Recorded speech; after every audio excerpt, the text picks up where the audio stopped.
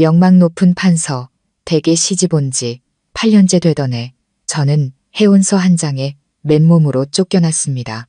우리가 처음 만났던 그뜰 매화나무 아래에 서 있던 이연주 대감은 차가운 목소리로 제게 물었죠.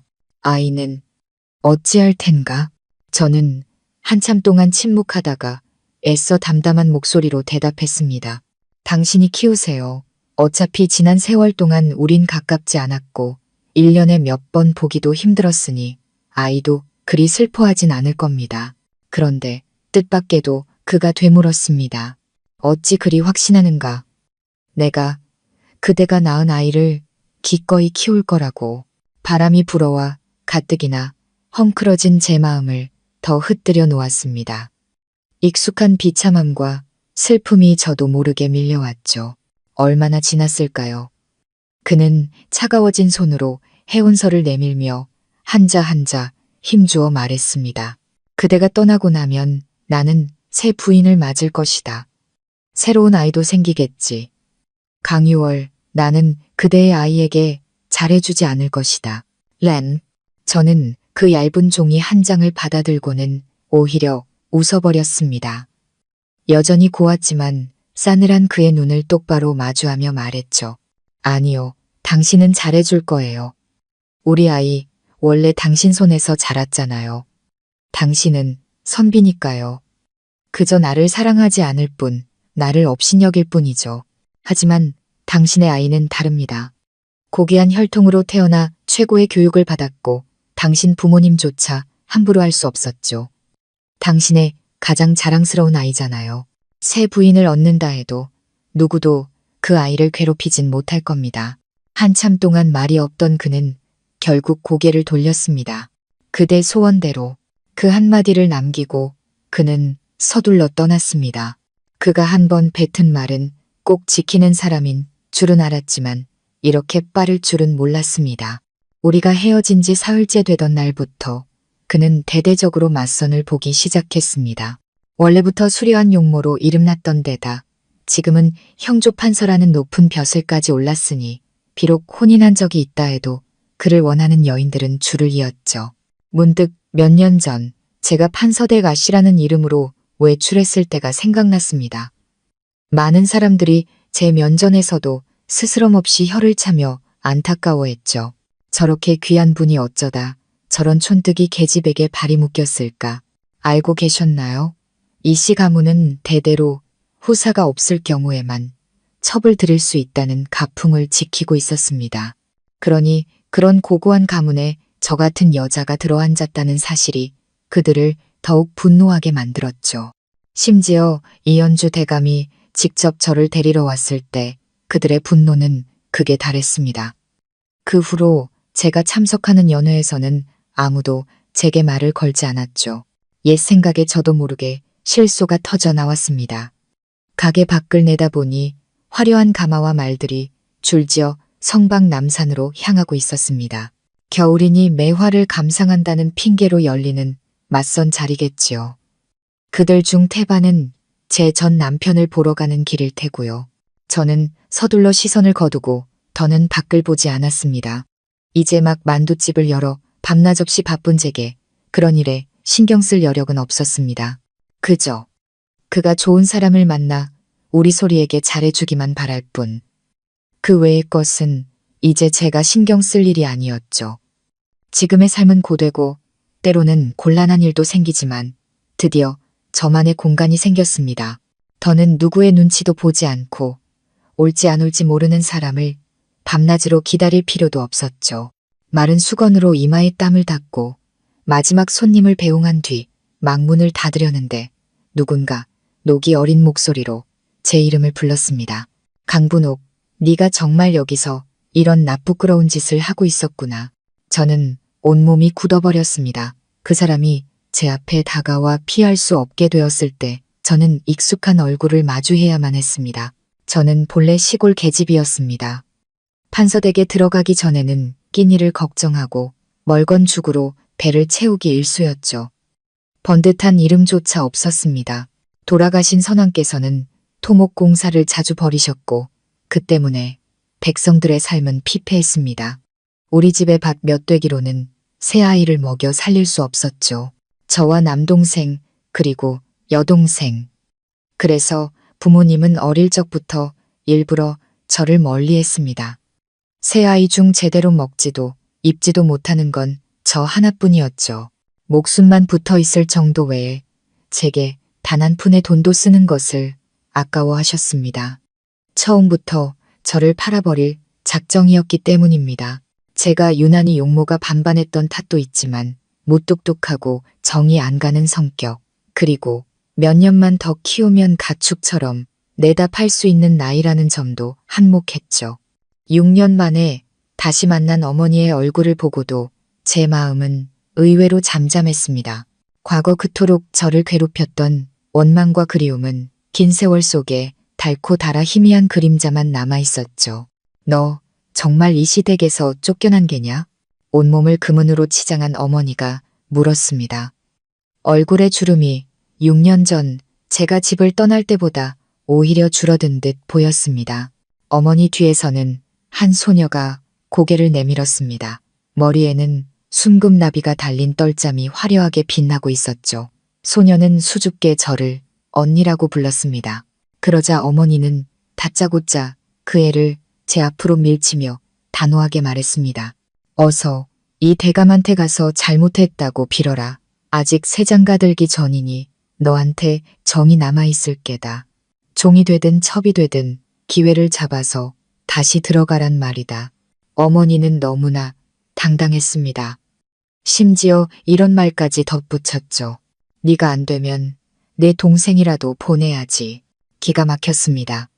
저는 무의식적으로 이제 막 16이 된 동생을 쳐다봤습니다. 아이는 얼굴을 붉히며 부끄러운 듯 고개를 숙였죠. 온몸에 소름이 돋았습니다. 저 하나를 판 것으로도 모자라 딸을 또 팔아넘기려 하다니. 저는 차갑게 어머니를 쏘아보며 말했습니다. 제가 이 대감과 무슨 정이 남았다고요? 제가 순순히 따르지 않자 어머니는 당황하며 더듬거렸습니다. 너는 그댁 아이의 어미이지 않느냐. 저는 피식 웃으며 어머니의 눈을 똑바로 응시했습니다. 잊으셨어요, 어머니? 저는 어머니 손에 이끌려 그 집에 팔려갔습니다. 돈 1000냥의 인연도 끊었지요. 지금은 제가 큰 죄를 지어이씨 가문 전체에 미움을 사고 쫓겨난 몸입니다. 이미 제 이름으로 호적을 파서 나왔으니 그댁과는 아무런 관련도 없어요. 딸을 또 팔고 싶으시면 다른 좋은 자리를 알아보세요.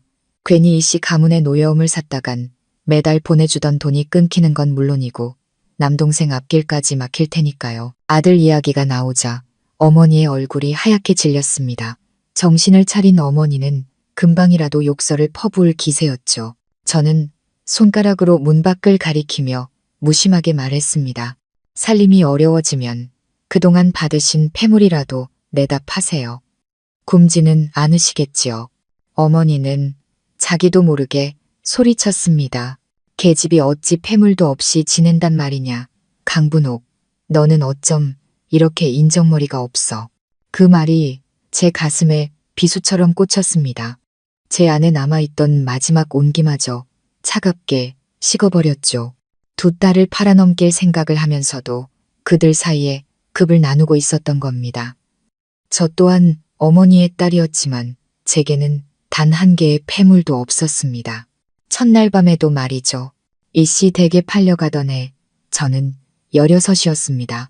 볏짚으로 머리를 대충 묶고 온통 누더기인 옷을 입은 채 사람들의 경멸 어린 시선을 받으며 그 거대한 저택으로 들어갔습니다.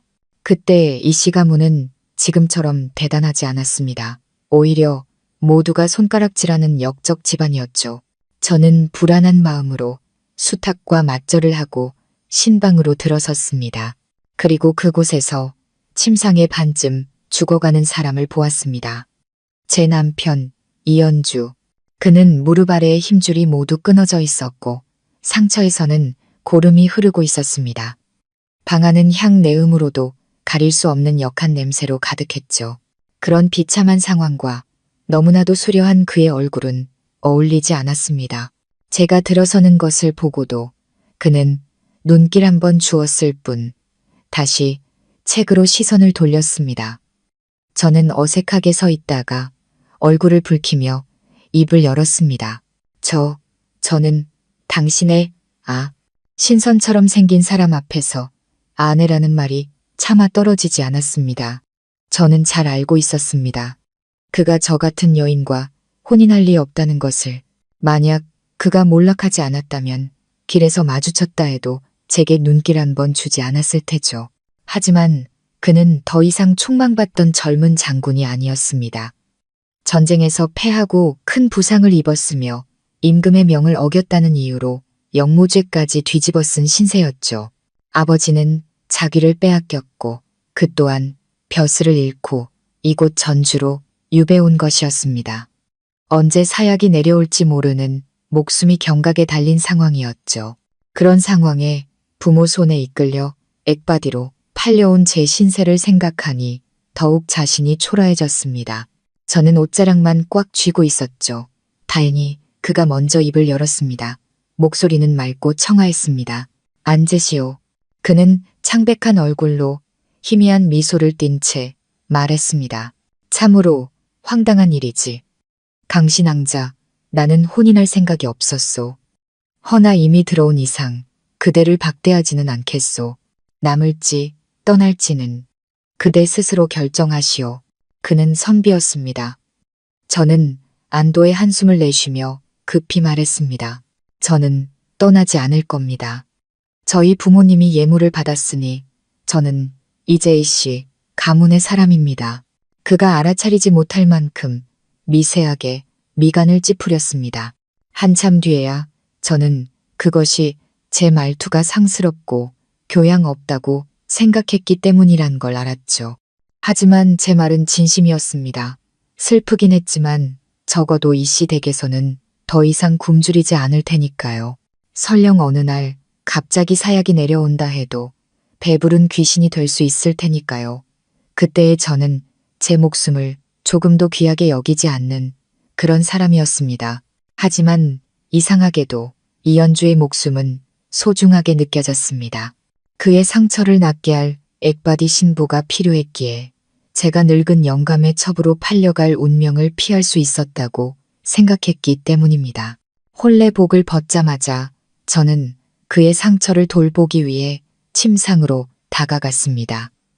그러자 그가 들고 있던 책을 놓치며 당황한 기색으로 말했습니다. 나는 그대의 도움이 필요 없소. 저는 고집스럽게 되물었죠. 저는 당신의 아내입니다. 당신을 돌봐드리는 것이 당연하지 않습니까? 그는 이를 악물고 소리쳤습니다. 그대의 동정 따윈 필요 없단 말이다. 저는 그 기세에 놀라 손을 멈췄습니다. 그제야 소문이 사실이라는 것을 알았죠. 이 대감의 다리가 끊어져 다시는 걷지 못할 수도 있다는 소문 말입니다. 어린 나이에 장원 급제하고도 무인의 길을 택했던 그토록 뛰어났던 사람에게 이것이 얼마나 큰 충격이었을까요? 그는 성격이 완전히 변해 예민하고 쉽게 화를 냈으며 아무도 가까이 오지 못하게 했습니다. 그래서 이씨 가문에서 혼사를 구한다는 소식이 퍼졌을 때 이씨 가문의 재산을 노리고 성상의 용서를 도박처럼 기다리던 명문가들조차 딸에 대한 애정이 조금이라도 있다면 선뜻 딸을 시집 보내려 하지 않았던 겁니다. 하지만 평민들은 달랐죠. 저와 함께 이씨 가문 사람들 앞에 줄을 서서 간택을 기다리던 가난한 집안의 딸들 중에서 제 사주가 가장 좋았습니다. 한때 모두의 흠모를 받던 젊은 장군은 이제 사람을 잡아먹는 귀신이 되었고 저는 그 귀신에게 제물로 바쳐진 것이나 다름없었죠. 숨막히는 침묵 속에서 제가 먼저 입을 열었습니다. 나리께서 제 시중을 받지 않으시면 저는 내일부터 이 댁의 밥을 편히 넘기지 못할 것 같습니다. 그는 아무 반응이 없었습니다. 한참 뒤에야 낮은 목소리로 말했죠. 나는 그대의 동정을 받고 싶지 않소. 그때의 강분옥은 훗날의 강유월처럼 잔꾀가 많지 않았습니다.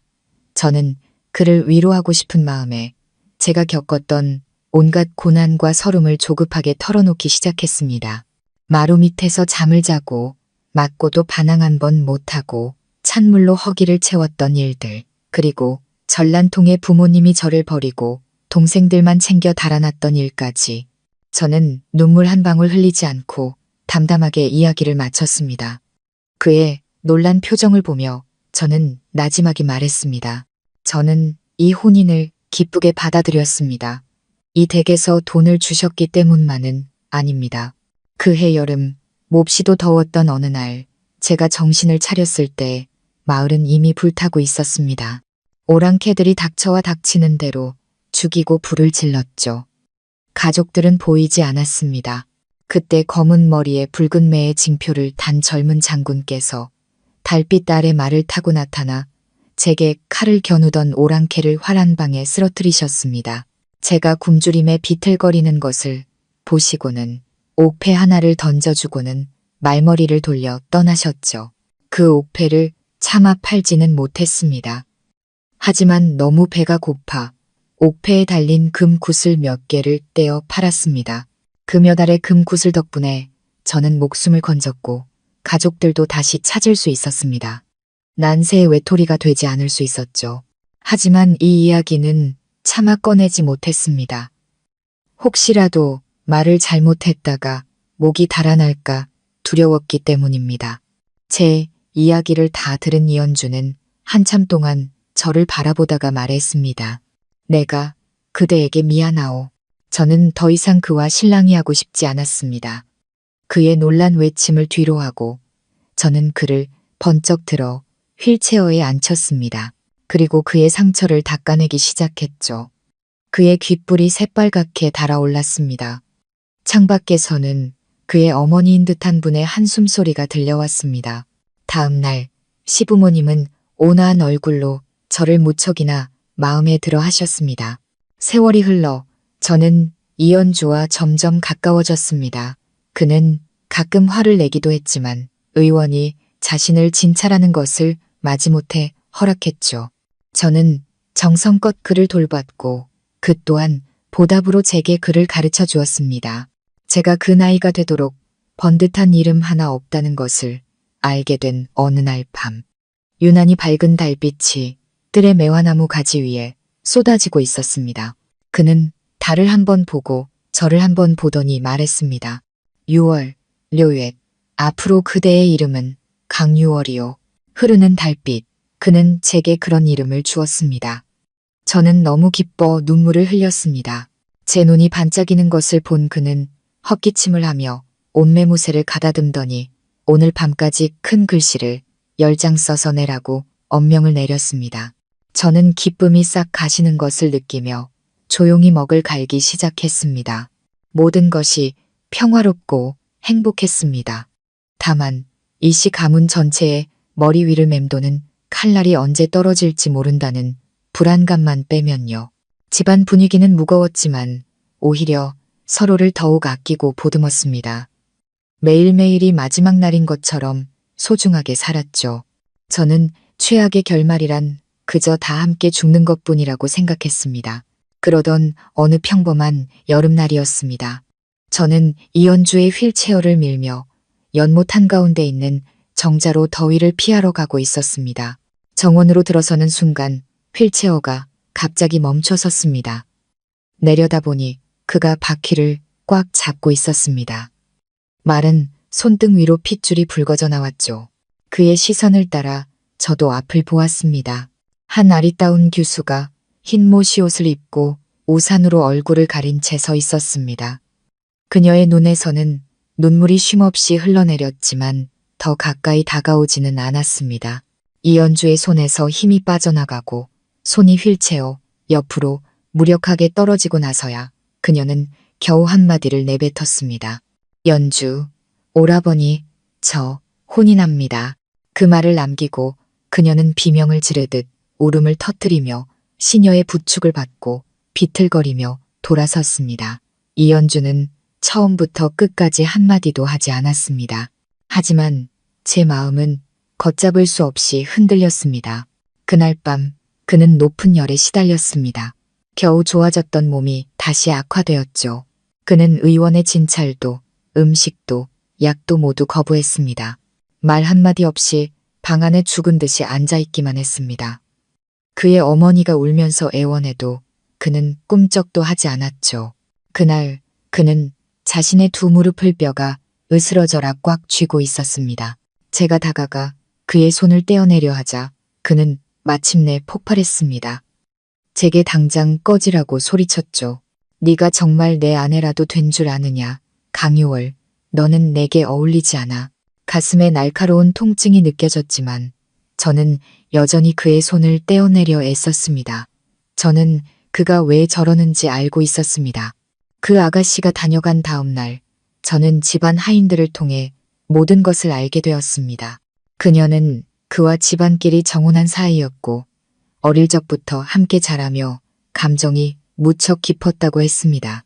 만약 이런 큰 변고가 없었다면 그가 벼슬에 오르자마자 혼인할 예정이었다고 했죠. 하지만 이제 모든 것이 변했습니다. 그는 모든 것을 잃었고 사랑하는 사람마저 다른 이에게 시집가게 된 것입니다. 그의 고통을 이해했습니다. 하지만 바로 다음 순간 비녀 하나가 제 이마를 스치며 날아가 벽에 부딪혀 산산조각이 났습니다. 이마에 짜릿한 통증이 느껴지더니 이내 따뜻한 액체가 뺨을 타고 흘러내렸습니다. 사방이 고요해졌습니다. 결국 이연주가 허둥지둥 다가와 제 상처를 막으려 했습니다. 내가 그런 게 아니. 제 머릿속은 텅 비어버렸습니다. 제 모습이 너무나 초라하게 느껴졌죠. 하지만 입에서는 천천히 다른 말이 흘러나왔습니다. 약을 드세요.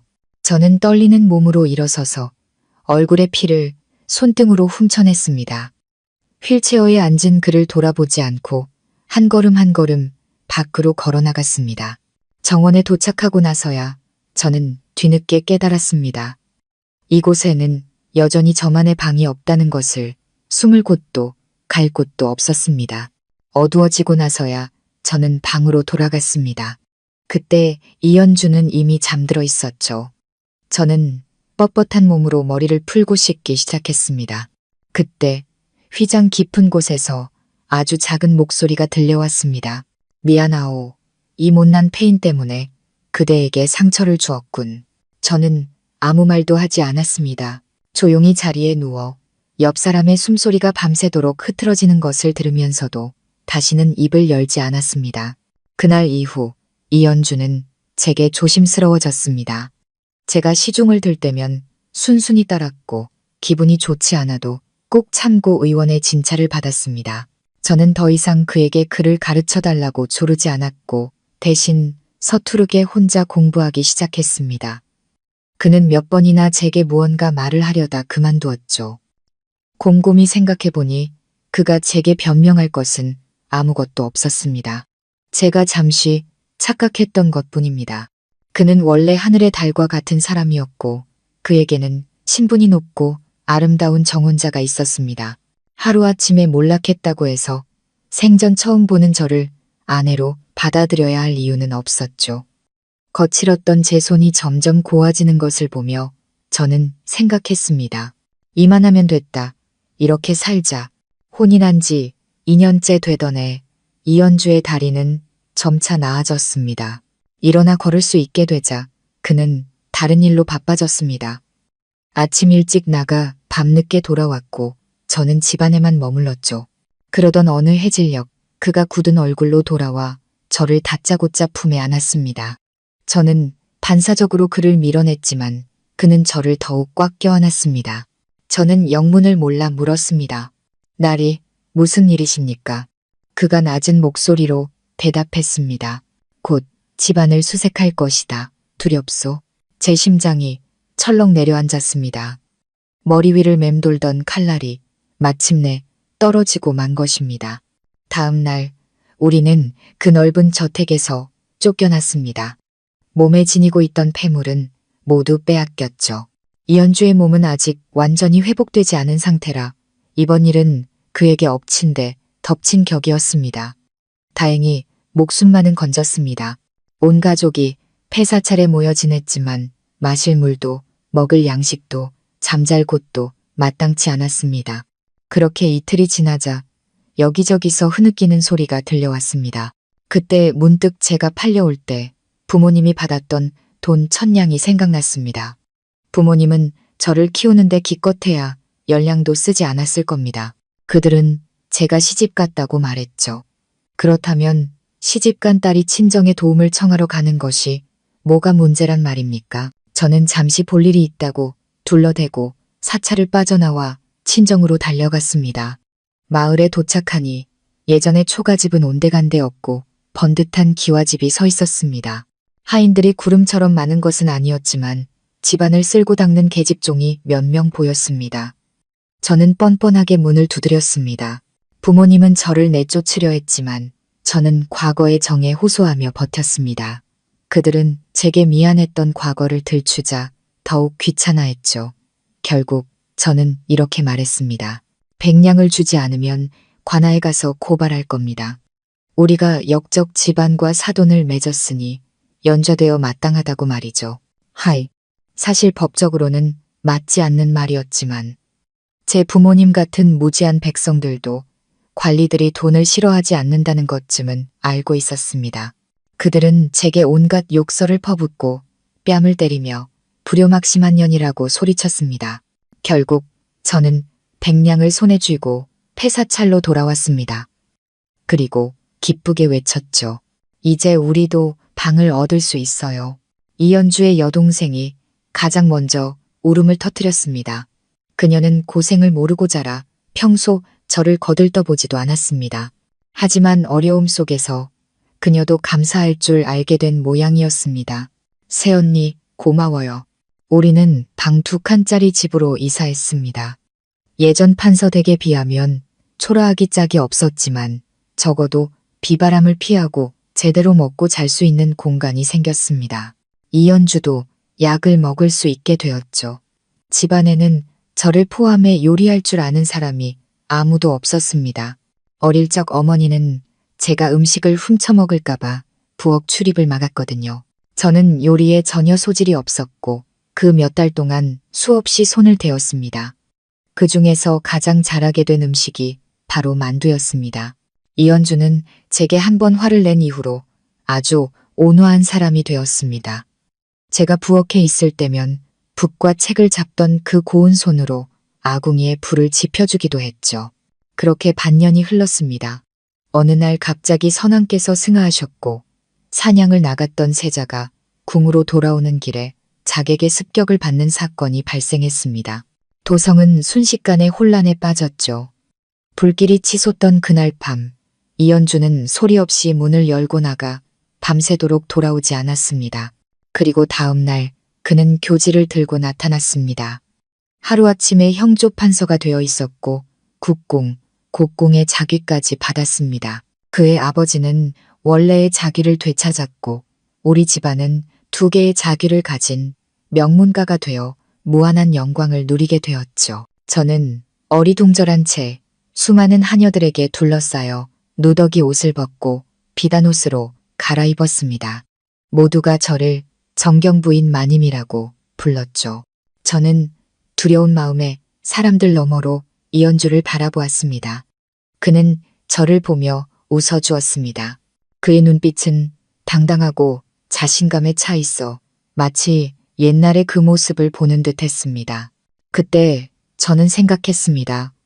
비록 제 자신이 부족하게 느껴지더라도 이제는 좋은 날만 있을 것이라고. 이연주는 새로 즉위한 5째 왕자에게 충성을 맹세했습니다. 그는 왕자와 손을 잡고 권력을 농단하며 선왕을 기만했던 세자를 제거하는데 공을 세웠습니다. 그는 공신이었고 저는 그의 유일한 부인이었죠. 몇 달이 지나지 않아 가문의 지위가 회복되면서 예전의 교류도 다시 시작해야 했습니다. 한때 우리를 외면하고 비웃었던 자들이 이제는 국공의 의중을 떠보고 자식들의 혼사를 논하기 위해 앞다투어 연애 초대장을 보내왔습니다. 밥 한 끼에 눈물을 흘렸던 이씨 가문의 여인들은 마치 물 만난 고기처럼 자연스럽게 과거의 생활로 돌아갔습니다. 오직 저만 그들과 어울리지 못했습니다. 다른 사람들의 말 속에 숨은 뜻을 알아듣지 못했고 시를 짓거나 그림을 감상할 줄도 몰랐습니다. 처음에는 시어머니께서 참을성 있게 저를 가르치려 하셨지만 이미 18살이 된 제가 어린아이처럼 빨리 배울 수는 없었습니다. 점점 시어머니는 10번 중 8번은 저를 집에 남겨두셨습니다. 가문이 몰락했을 때는 제가 이씨 가문의 좋은 며느리일 수 있었지만 이제는 아니었습니다. 저는 이연주에게 폐를 끼칠까 두려웠습니다. 몇 번이나 그에게 제가 어떻게 해야 하냐고 묻고 싶었지만 그는 너무 바빴습니다. 조정에 복귀한 후 그는 어릴 적의 담백함을 버리고 관직 생활에 몰두했습니다. 새벽에 나가 자정이 넘어 돌아왔고 며칠 동안 말 한마디 못 섞는 날도 부지기수였죠. 그러던 어느 날 저는 퇴청하여 서재로 향하던 그를 붙잡았습니다. 제가 사람들이 그러는데 라고 입을 떼자마자 그는 피곤한 얼굴로 제 말을 끊었습니다. 알고 있소. 합방해야겠지. 아이를 낳고 나면 아무도 그대에 대해 함부로 말하지 못할 것이오. 저는 잠시 멍해졌습니다. 제가 하려던 말은 그게 아니었습니다. 사람들이 제가 총애를 받지 못하고 출신이 미천하다고 수군대는 것을 알고 있었습니다. 하지만 이연주의 말은 설명할 수 없는 슬픔을 안겨주었습니다. 하지만 제가 거절할 이유는 없었죠. 하룻밤이 지나고 무언가 달라질 것이라 기대했지만 그는 여전히 바빴습니다. 한 달에 며칠 밤이라도 제 방에 들르는 것이 전부였죠. 저는 밤낮으로 배우고 또 배웠습니다.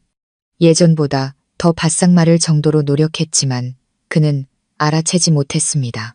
마침내 제 언행이 단정해지고 사람들과 어느 정도 대화를 나눌 수 있게 되었을 때 더 이상 제게 초대장을 보내는 사람은 없었습니다. 그들은 마치 잊어버린 것 같았습니다. 제가 이씨 가문이 지금의 지위를 얻었을 때 뻔뻔하게 시집온 것이 아니라는 사실을, 제가 시집 왔을 때 이연주는 두 다리를 쓰지 못했고 가문 전체가 언제 무너질지 모르는 위태로운 상황이었다는 것을, 하나하나의 외로운 밤들이 희망에 차 있던 저를 절망 속으로 끌어내렸습니다. 그럼에도 저는 꿋꿋이 버텼습니다. 이연주가 완전히 무정한 사람은 아니었기 때문입니다. 아무리 바쁘고 피곤해도 그는 틈틈이 저를 보러 왔고 함께 식사하며 제 안부를 물었습니다. 하지만 제가 더 이상 참지 못하고 제 상황을 토로했을 때 그는 침묵하다가 말했습니다. 어머님 말씀이 옳소. 그대는 규범을 좀 더 배워야겠소. 익숙한 당혹감과 좌절감이 다시 저를 덮쳤습니다. 저는 머리에 꽂은 옥비녀를 만지작거렸습니다. 혹시 이것이 사실은 한 줌의 볏짚은 아닐까 두려웠죠. 다행히 아니었습니다. 그날 밤 그는 아무 말 없이 저를 안았습니다. 그리고 날이 밝자마자 또다시 서둘러 떠났습니다. 그 후로 저는 다시는 그에게 이런 이야기를 꺼내지 않았습니다. 완전히 두문불출하며 밖에서 들려오는 헛소문에도 귀를 닫아버렸죠. 혼인한 지 4년째 되던 해 저는 우리 아이 소리를 낳았습니다. 땀으로 흠뻑 젖은 채 저는 기쁨의 눈물을 흘렸습니다. 처음으로 이씨 가문이 제 집처럼 느껴졌죠. 하지만 시어머니는 단 한마디 말로 제 행복을 앗아갔습니다. 내 학식이 짧으니 대를 이을 아들을 기르기엔 부족하다. 제 웃음이 얼굴에 그대로 굳어버렸습니다. 저는 무의식적으로 이연주를 찾았지만 그는 제 눈빛을 분명히 보고도 그저 고개를 돌려버렸습니다. 저는 황당한 예감에 휩싸였습니다. 제가 아무리 책을 많이 읽어도 상상조차 할 수 없었던 가능성. 제가 훌륭한 스승님들을 모셔오겠습니다. 절대 아이를 오냐오냐 키우지 않겠다고 약조합니다. 하지만 아무도 제 말을 들어주지 않았습니다. 누군가 허약해진 제 품에서 아이를 빼앗아갔습니다. 시어머니는 평온하지만 연민이 가득한 눈빛으로 저를 바라보았죠. 모두가 지켜보는 가운데 저는 결국 소리내어 울음을 터뜨렸습니다. 피를 토하는 심정으로 아이를 돌려달라고 외쳤습니다. 이연주는 더 이상 보다 못했는지 달려와 저를 끌어안았습니다. 저는 그를 때리고 핥히며 원망을 쏟아냈습니다. 그해 강유월의 나이는 20살이었습니다. 아직 냉정해지는 법도 성숙해지는 법도 몰랐죠. 제가 그렇게 발버둥칠수록 아이를 키우기에 부적합하다는 말에 힘이 실린다는 사실을 깨닫지 못했습니다. 저는 창자가 끊어지는 듯한 고통에 울부짖었습니다. 처음으로 이 시댁에서 그렇게 난동을 부렸지만 결국 제가 얻은 것은 하나의 타협뿐이었습니다. 이연주는 저를 안고 낮은 목소리로 약속했습니다. 그가 직접 소리를 키울 것이며 부모님이 간섭하지 못하게 하겠다고. 저는 기진맥진한 채 겨우 진정했습니다. 멍한 눈으로 침상에 앉아 있었죠. 모두가 떠나고 난 뒤 저는 낮은 목소리로 이연주에게 물었습니다. 제가 무엇을 잘못했나요? 그는 제 말을 듣지 못했습니다. 그저 품에 안은 작고 귀한 아이를 사랑스럽게 바라볼 뿐이었죠. 그 후로 저는 제 아이를 자주 볼 수 없게 되었습니다. 점점 야위어 갔지만 무엇이 불만인지조차 알 수 없었습니다. 저는 처음에 그저 배불리 먹고 싶었고 그 다음에는 은혜를 갚고 싶었습니다. 사람의 욕심은 끝이 없었죠. 저는 어느새 이연주에게 마음을 품게 되었습니다. 이 일이 있고 나서야 저는 비로소 깨달았습니다. 이연주는 단 한 번도 저를 제대로 본 적이 없다는 것을. 마치 닭과 혼례를 올리던 날 그가 얼굴조차 비치지 않았던 것처럼 저는 처음부터 끝까지 이 집안에 어울리지 않는 사람이었습니다. 이연주는 후회했습니다. 제가 아이를 낳은 후 그를 가까이 하지 않자 그는 오히려 매일같이 안채로 돌아왔습니다.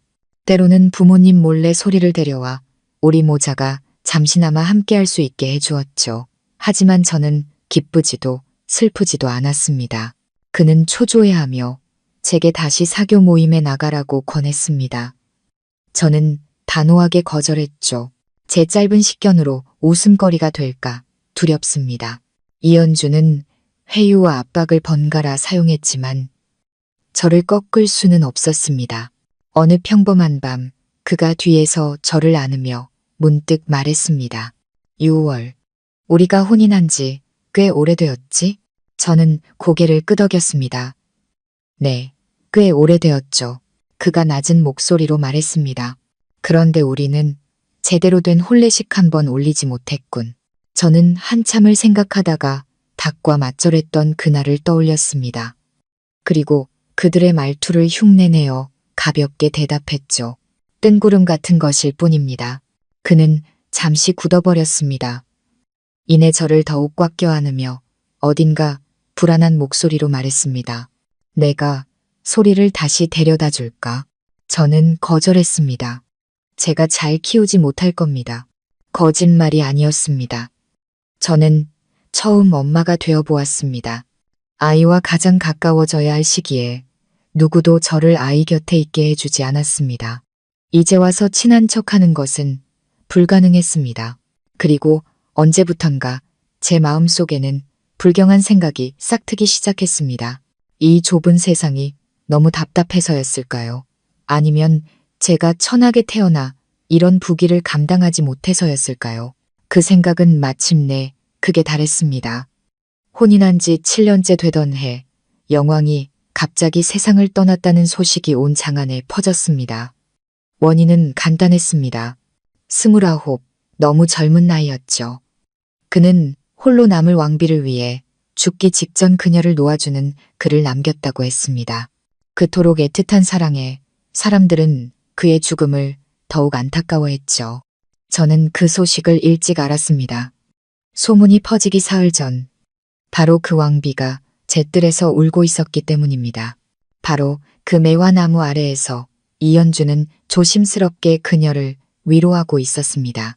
그의 목소리는 제가 한 번도 들어보지 못한 다정하고 평등한 관심으로 가득 차 있었죠. 저는 한눈에 그녀를 알아보았습니다. 몇 년 전 이 댁을 찾아왔던 바로 그 아가씨, 심옥화. 세월이 흘러도 그녀는 여전히 맑고 서리처럼 차가운 아름다움을 간직하고 있었습니다. 그날 이후 집안에는 걷잡을 수 없는 소문이 퍼져나갔습니다. 이씨 가문은 첩을 들일 수 없으니 제가 언제 쫓겨날 것인지를 모두가 추측했죠. 거울을 보니 제 얼굴이 낯설게 느껴졌습니다. 곱게 자란 귀 부인의 희고 불구스레한 얼굴, 강분옥의 촌스러운 습관들은 이제 아무도 찾아볼 수 없는 구석으로 밀려나 있었습니다. 저는 제비집을 먹고 꽃잎을 띄운 탕에 몸을 담갔습니다. 값비싼 폐물들이 물처럼 제게 흘러들어왔다가 다시 제 머리에서 스쳐 지나갔습니다. 처음부터 끝까지 제가 어떤 사람이 되어야 할지 선택할 기회는 없었습니다. 태어날 때도 선택권이 없었고 이름 없는 분옥이 되었습니다. 시집 갈 때도 선택권이 없었죠. 돈 천냥에 제 삶과 죽음이 결정되었습니다. 모든 것이 폭발한 것은 이연주가 몇 달 동안 계속해서 시목화를 돌보던 어느 날 오후였습니다. 시집 갔다가 친정에 온 시누이의 입을 통해 이연주가 그동안 저 몰래 제 부모님에게 돈을 보내왔다는 사실을 알게 된 것입니다. 저는 뜰 입구에서 이연주를 기다렸습니다. 그가 들어서자마자 저는 눈물을 흘리며 소리쳤습니다. 이 비겁한 사람, 왜 우리 부모님께 돈을 보낸 겁니까? 그는 믿을 수 없다는 표정으로 저를 바라보았습니다.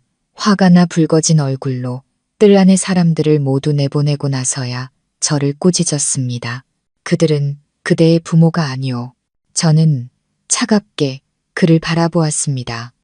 처음으로 그의 얼굴이 혐오스럽게 느껴졌습니다. 제가 그들을 얼마나 증오하는지 알고 계셨잖아요. 그는 잠시 침묵하다가 말했습니다. 하지만 다른 사람들은 그들이 그대의 부모라는 것만 알지. 저는 갑자기 웃음이 터져 나왔습니다. 얼굴이 새빨개지도록 웃다가 눈물이 옷깃을 적셨습니다. 그가 미간을 찌푸리자 저는 소리내어 웃으며 말했습니다. 당신은 단 한 번도 내가 어떤 사람인지 신경 쓴 적이 없었죠. 내 과거는 무시한 채 내 출신만 부끄러워했잖아요. 언젠가 내 부모의 비참한 행색이 드러나 당신 체면을 구기게 될까봐 전전긍긍했죠. 저는 웃음을 거두었습니다. 온몸의 생기라고는 찾아볼 수 없는 모습으로 앉아 있었죠. 한참 뒤 그가 고개를 숙이며 말했습니다. 뜬 소문은 듣지 마시오. 나는 심씨 부인과 혼인하지 않을 것이오. 그는 제가 질투 때문에 이러는 것이라 생각했던 겁니다. 내일 소리를 오라고 하겠소. 제가 낳은 아이가 이제는 제게 내리는 상이 되어버렸습니다. 하지만 아이가 온다고 뭐가 달라질까요? 아이는 그저 공부할 장소를 옮기는 것뿐 저라는 어미에게 정을 붙이지 않았습니다. 저는 모든 것이 허무하게 느껴졌습니다. 헤어지죠. 제가 말했습니다. 그는 동의하지 않고 소매를 뿌리치며 나가버렸습니다. 그 후로 몇 번이나 실랑이를 벌였지만 그는 여전히 완고했습니다. 때는 마침 3월 삼짓날 많은 귀부인들이 성박봄산으로 가서 마음에 드는 젊은 사내들을 고르곤 했습니다. 하룻밤 인연으로 끝내기도 하고 오래도록 곁에 두기도 했죠. 이전까지 저는 단 한 번도 그런 자리에 가지 않았습니다. 이연주가 답답해할 정도로 저는 조심스럽게 행동했습니다. 하지만 이번에는 달랐습니다. 저는 그곳에 갔고 보란듯이 아름다운 젊은 사내 하나를 데리고 돌아왔습니다. 이연주가 저를 찾아왔을 때 저는 그 사내와 마주 앉아 술잔을 기울이고 있었습니다. 언제나 점잖던 국공대감은 처음으로 사람들 앞에서 이성을 잃었습니다. 그는 사내를 밖으로 내던지고 술상을 엎어버렸습니다. 그리고 마침내 붉게 충혈된 눈으로 제 목을 움켜쥐었습니다. 강유월, 내가 그대에게 못해준 것이라도 있어. 어찌하여 나를 이리 대하는 것이오. 요하오, 그의 거친 질책 속에는 아주 미세한 연약함이 섞여 있었습니다. 하지만 저는 너무 지쳐 있었습니다. 제발 저를 놓아주세요. 라고 말하고 싶었습니다. 왜인지는 모르겠지만 매일매일이 너무나 힘들었습니다. 겨우 밥을 먹고 지금의 모습이 되었는데 이 댁에서의 매일매일은 제 생명이 조금씩 갉아먹히고 있다는 것을 똑똑히 느낄 수 있었습니다. 당신이 집에 없는 아주 잠시라도 위아래 모든 사람들의 시선이 칼날처럼 저를 찔러왔습니다. 너 같은 촌뜨기만 없었어도 우리 가문에 이런 오점은 없었을 텐데 저는 더 이상 옳고 그름을 따지고 싶지 않았습니다. 아무도 제 말을 들어주지 않을 테니까요. 저는 제 남편에게 도움을 청한 적이 있었습니다. 분가에서 나가 살자고 말이죠. 하지만 당신은 잠시 망설이다가 부모님이 계셔서 안 된다고 했습니다. 제가 처음부터 끝까지 가장 원했던 것은 권세 있는 남편이 아니었습니다. 저는 그저 살고 싶었습니다. 그래서 떠나야만 했습니다. 이연주의 분노로 일그러진 얼굴을 보며 저는 말했습니다. 당신이 하루라도 저와 헤어지지 않는다면 저는 계속해서 당신 얼굴에 먹칠을 할 겁니다. 그 순간 저는 이연주의 눈에서 선명한 증오를 보았습니다. 잘 됐네요. 그가 저를 증오하게 되다니. 그는 떨리는 손을 거두고 저를 일으켜 세웠습니다. 다시 선비의 모습으로 돌아온 듯 보였죠. 조소, 그가 낮은 목소리로 말했습니다. 그리합시다. 떠나는 날, 그는 해운서를 바로 쓰지 못하고 망설이며 말했습니다. 나와 옥화는 이제 남매와 같은 사이일 뿐이요. 그녀는 내일 다시 시집을 갈 것이요. 저는 그저 고개를 끄덕이고 그가 글을 쓰도록 재촉했습니다. 그는 이를 악물더니 마침내 분풀이라도 하듯 해운서에 자신의 이름을 적어 넣었습니다. 저는 마지막으로 소리가 있는 뜰을 한번 돌아보고 그의 모진 말들을 모두 무시한 채 큰 걸음으로 저택의 문을 나섰습니다. 돈이 끊기자 저와 헤어졌다는 헛소문을 듣고 찾아와 행패를 부리는 어머니를 쫓아냈습니다. 저는 제가 소박 맞았다고 거짓말을 했죠. 그리고 동생에게는 마지막으로 충고 한마디를 남겼습니다. 꿀을 바른 독약도 결국은 독약이다. 내 자신을 위해 생각하렴. 하지만 동생은 어머니와 한패가 되어 저를 원망스럽게 쏘아볼 뿐이었습니다. 이미 여기까지 온 마당에 더 이상 미련은 없었습니다. 문을 닫고 뒷방으로 들어가 쉬었습니다. 이왕 이렇게 된 거 오후 장사는 쉬기로 했죠. 저는 해질녘까지 푹 잤습니다. 깨어보니 온 세상이 붉은 노을빛으로 물들어 있었습니다. 밖에서는 또다시 요란한 수레와 말발굽 소리가 들려왔습니다. 저는 잠시 멍하니 이연주가 만날 여인은 어떤 사람일까 상상해 보았습니다. 분명 명문가의 규수일 테고 행동거지가 바르며 단아하고 아름다운 사람이겠지. 그런 생각을 하고 있는데 누군가 문을 두드리는 소리가 들렸습니다. 한참 뒤에야 알아차렸죠. 그러다 쾅 하는 거대한 소리에 깜짝 놀라 옷을 걸치고 부엌칼을 든 채로 마당으로 뛰쳐나갔습니다. 그리고 그곳에서 화려하게 차려입은 전 남편과 마주섰습니다. 한참의 침묵 끝에 그가 낮은 목소리로 변명했습니다. 문을 반나절이나 두드렸는데 기척이 없어 무슨 일이라도 생긴 줄 알았소. 그가 소개하기도 전에 그의 뒤에 있던 작고 하얀 아이가 제게 달려왔습니다. 늘 작은 어른처럼 행동하던 아이였는데 처음으로 제 앞에서 숨이 넘어갈 듯 울음을 터뜨렸습니다. 어머니, 떠나시면서 왜 저를 데려가지 않으셨습니까?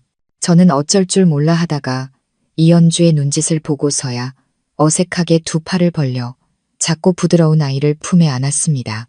그제야 아이의 몸이 불덩이처럼 뜨겁다는 것을 알았습니다.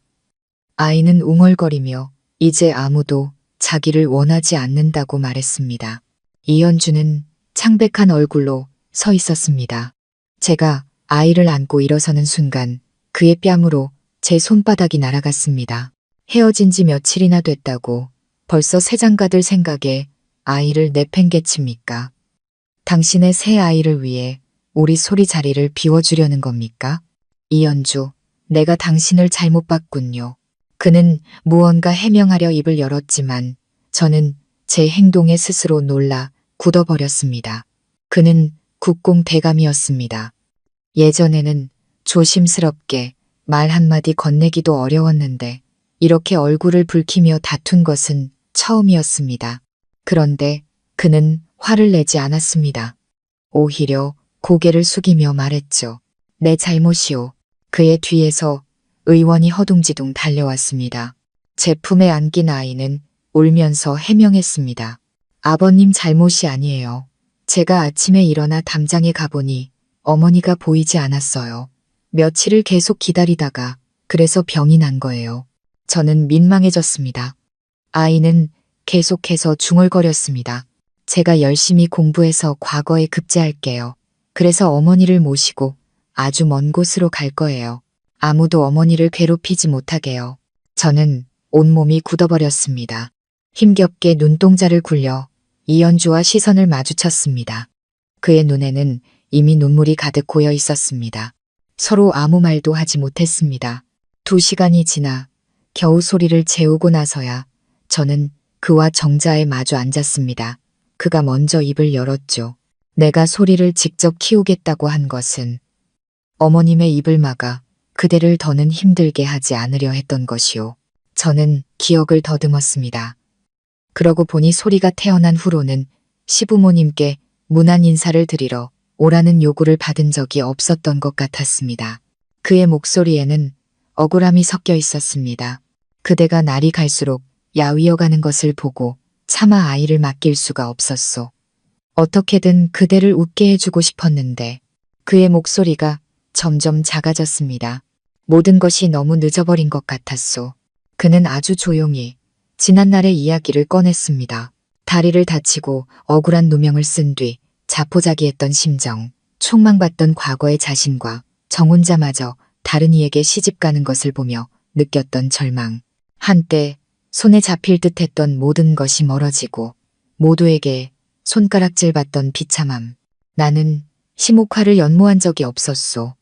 그저 그녀의 평판에 누를 끼친 것이 미안했을 뿐이요. 그는 경성에 막 돌아왔을 때 모든 것을 다시 잃을까봐 두려워 밤낮으로 예전의 고고함을 버리고 권력에 매달렸다고 했습니다. 제가 상처받고 있다는 것을 깨달았을 때는 이미 너무 늦었다고. 그래서 나는 자의적으로 판단했소. 그 지루한 연애에 가는 대신 집에서 규범을 배우는 것이 낫겠다고. 어쩔 수 없는 궁중연애에만 참석하면 될 것이라고 말이오.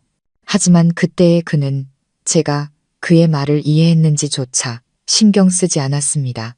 나는 분명 그대를 업신여겼소. 그가 말했습니다. 하지만 나중에는 정말 아니었소. 제가 그의 말을 끊었습니다. 업신여김과 무시는 결국 같은 것이지요.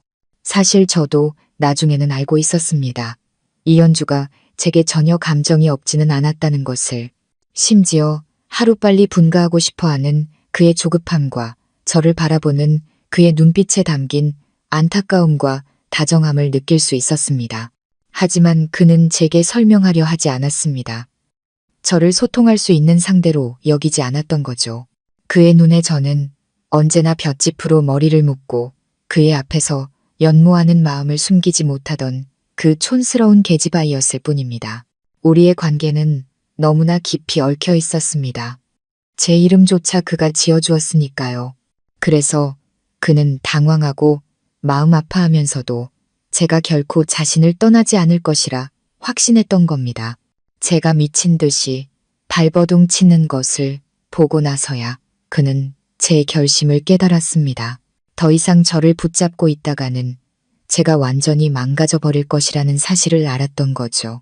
하지만 헤어진 후에도 그는 다른 여인과 맞선을 본다는 소문으로 저를 벌주려 했습니다. 그는 그 사실을 부인했습니다. 그건 내가 한 짓이 아니오. 나는 맞선을 본 적이 없소. 마침 해결해야 할 사건이 있어 성 밖에 나갔을 뿐인데 어찌된 영문인지 사람들이 내가 맞선을 보는 줄 알고 그리 몰려든 것이오. 저는 대답하지 않고 잠시 생각에 잠겼습니다. 6월, 부디 잘 지내시오. 그가 조용히 말했습니다. 내가 그대에게 미안했소. 우리가 만난 이래 그는 제게 이 말을 참 많이도 했던 것 같습니다. 저는 창문 너머로 우리가 함께 낳은 아이를 바라보며 고개를 저었습니다. 당신을 원망하지 않아요. 그는 잠시 멍한 표정을 지었습니다. 저는 주머니에서 옥패 하나를 꺼냈습니다. 원래 금구슬이 달려있던 술은 이제 텅 비어 있었고 색도 바래 있었죠. 그의 눈이 커졌습니다.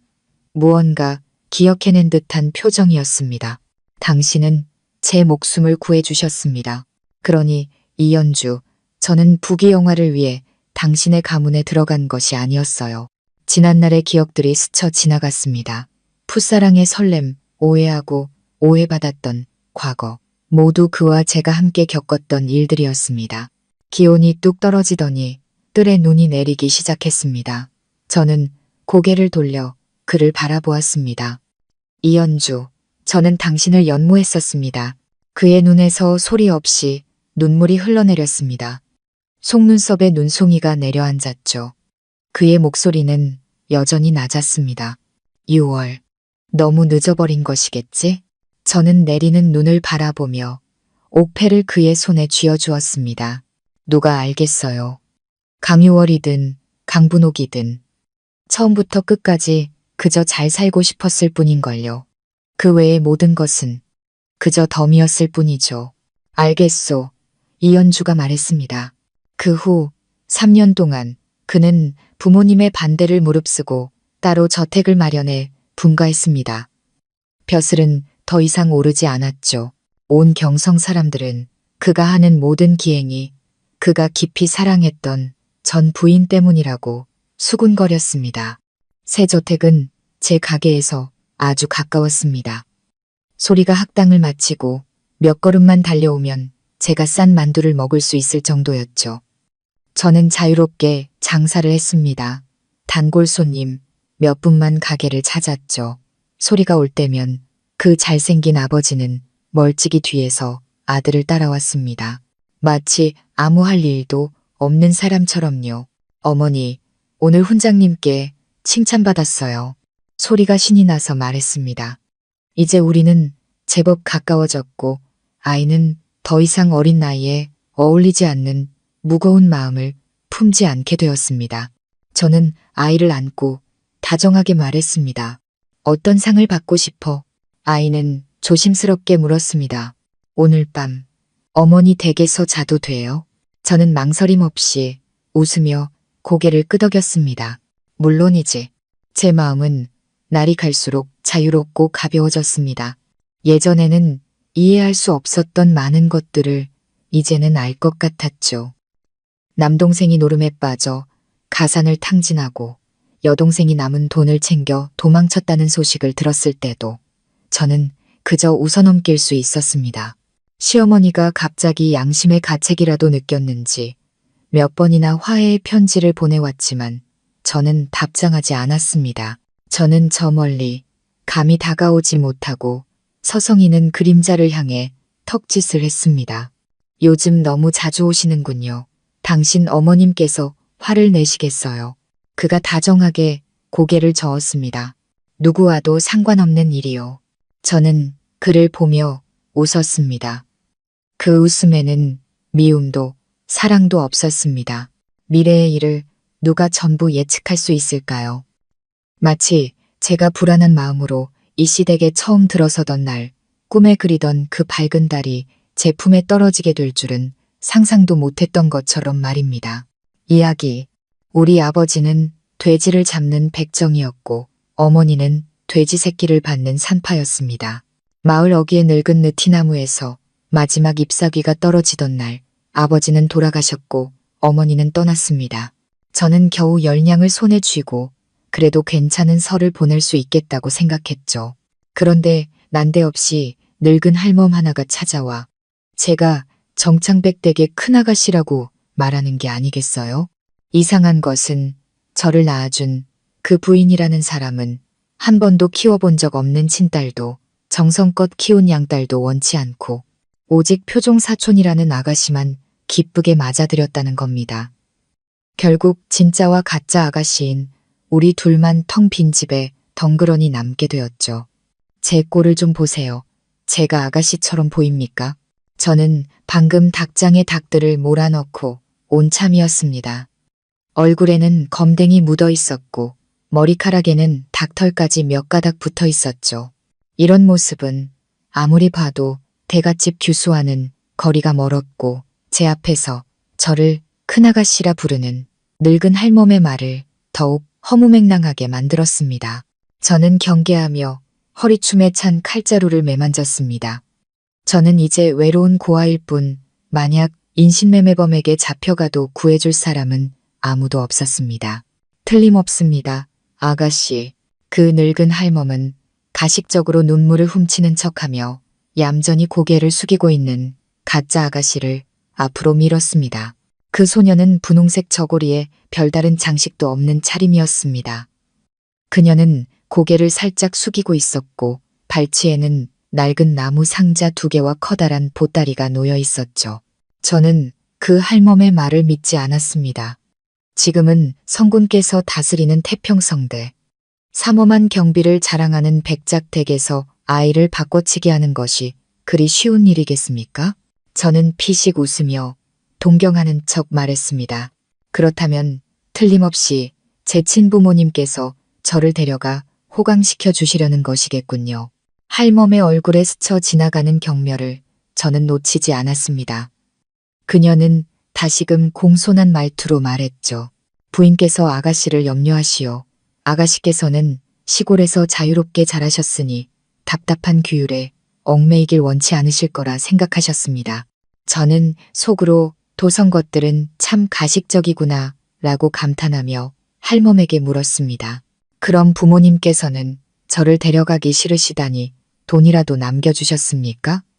저도 이 가난한 생활은 이제 지긋지긋합니다. 게다가 이런 군식구까지 하나 떠맡게 되었지 않습니까?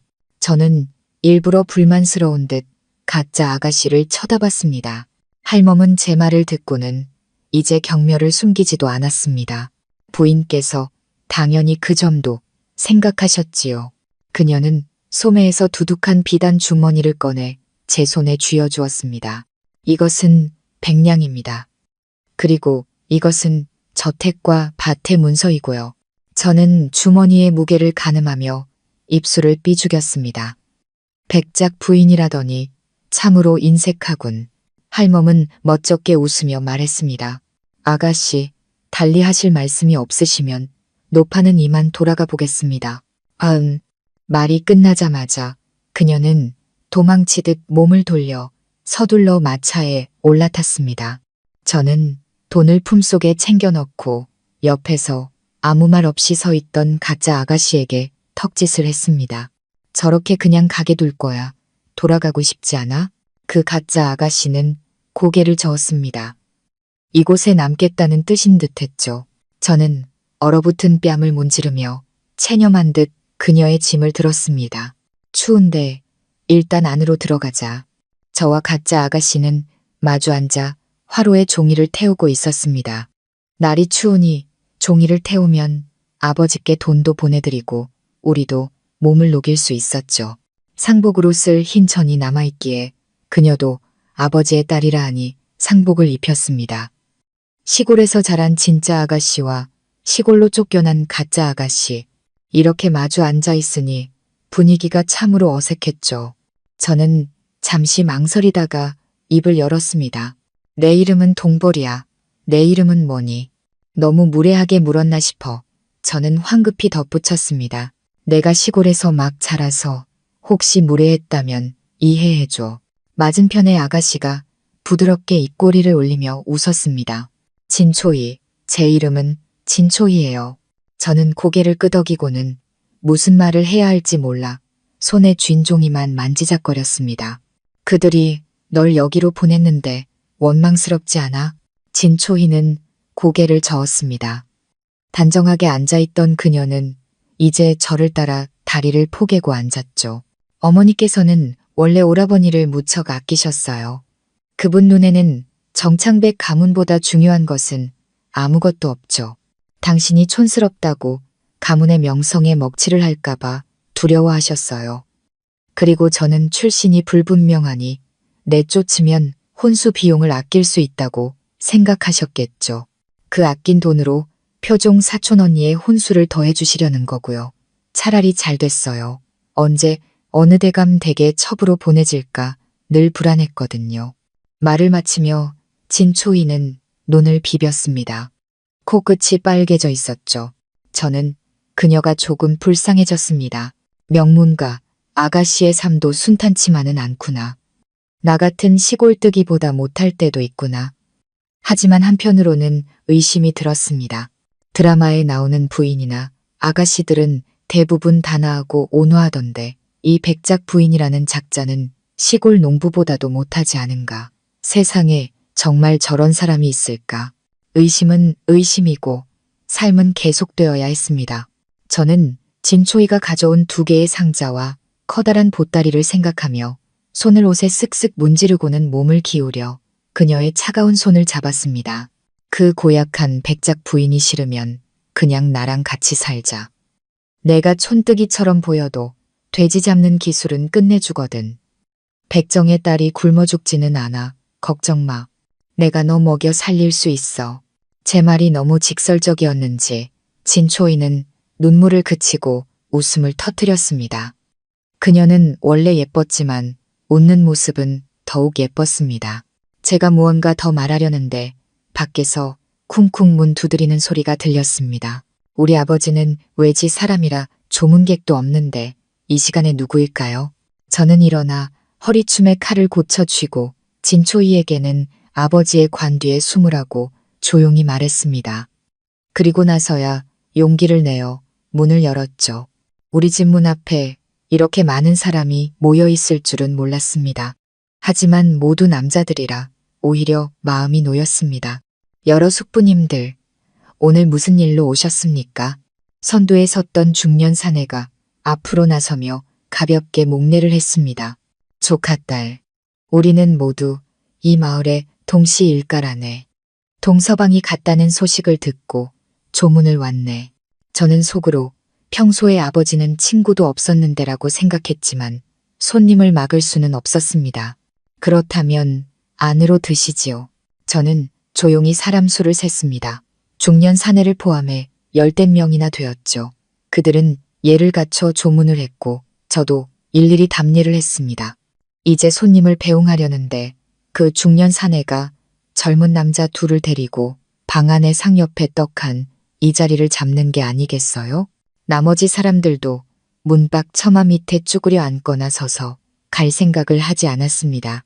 저는 이들이 무슨 생각인지 알 수 없어 진초이에게 부엌에 숨어 있으라고 눈짓을 했습니다. 그리고 뜨거운 차를 따라 한 사람 한 사람에게 돌렸죠. 그 중년 사내가 차를 한 모금 마시고는 느긋하게 입을 열었습니다. 조카딸, 내 어머니는 어디 계시냐?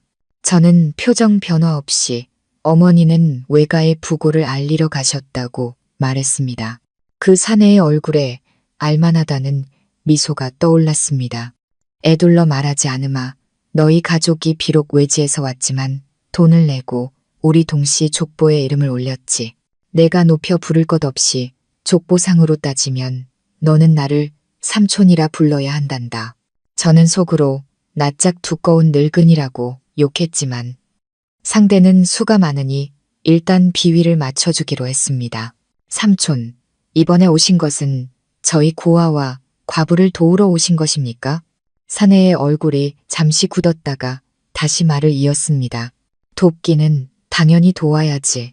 너희 모녀가 가장 없이 지내려면 힘든 일이 많을 게다. 저는 아예 그 사람 맞은편에 앉았습니다. 삼촌, 하실 말씀이 있으면 터놓고 하시지요. 사내의 얼굴에 당연하다는 듯한 표정이 떠올랐습니다. 삼촌이 조카딸과 상의할 일이 있어서 왔다.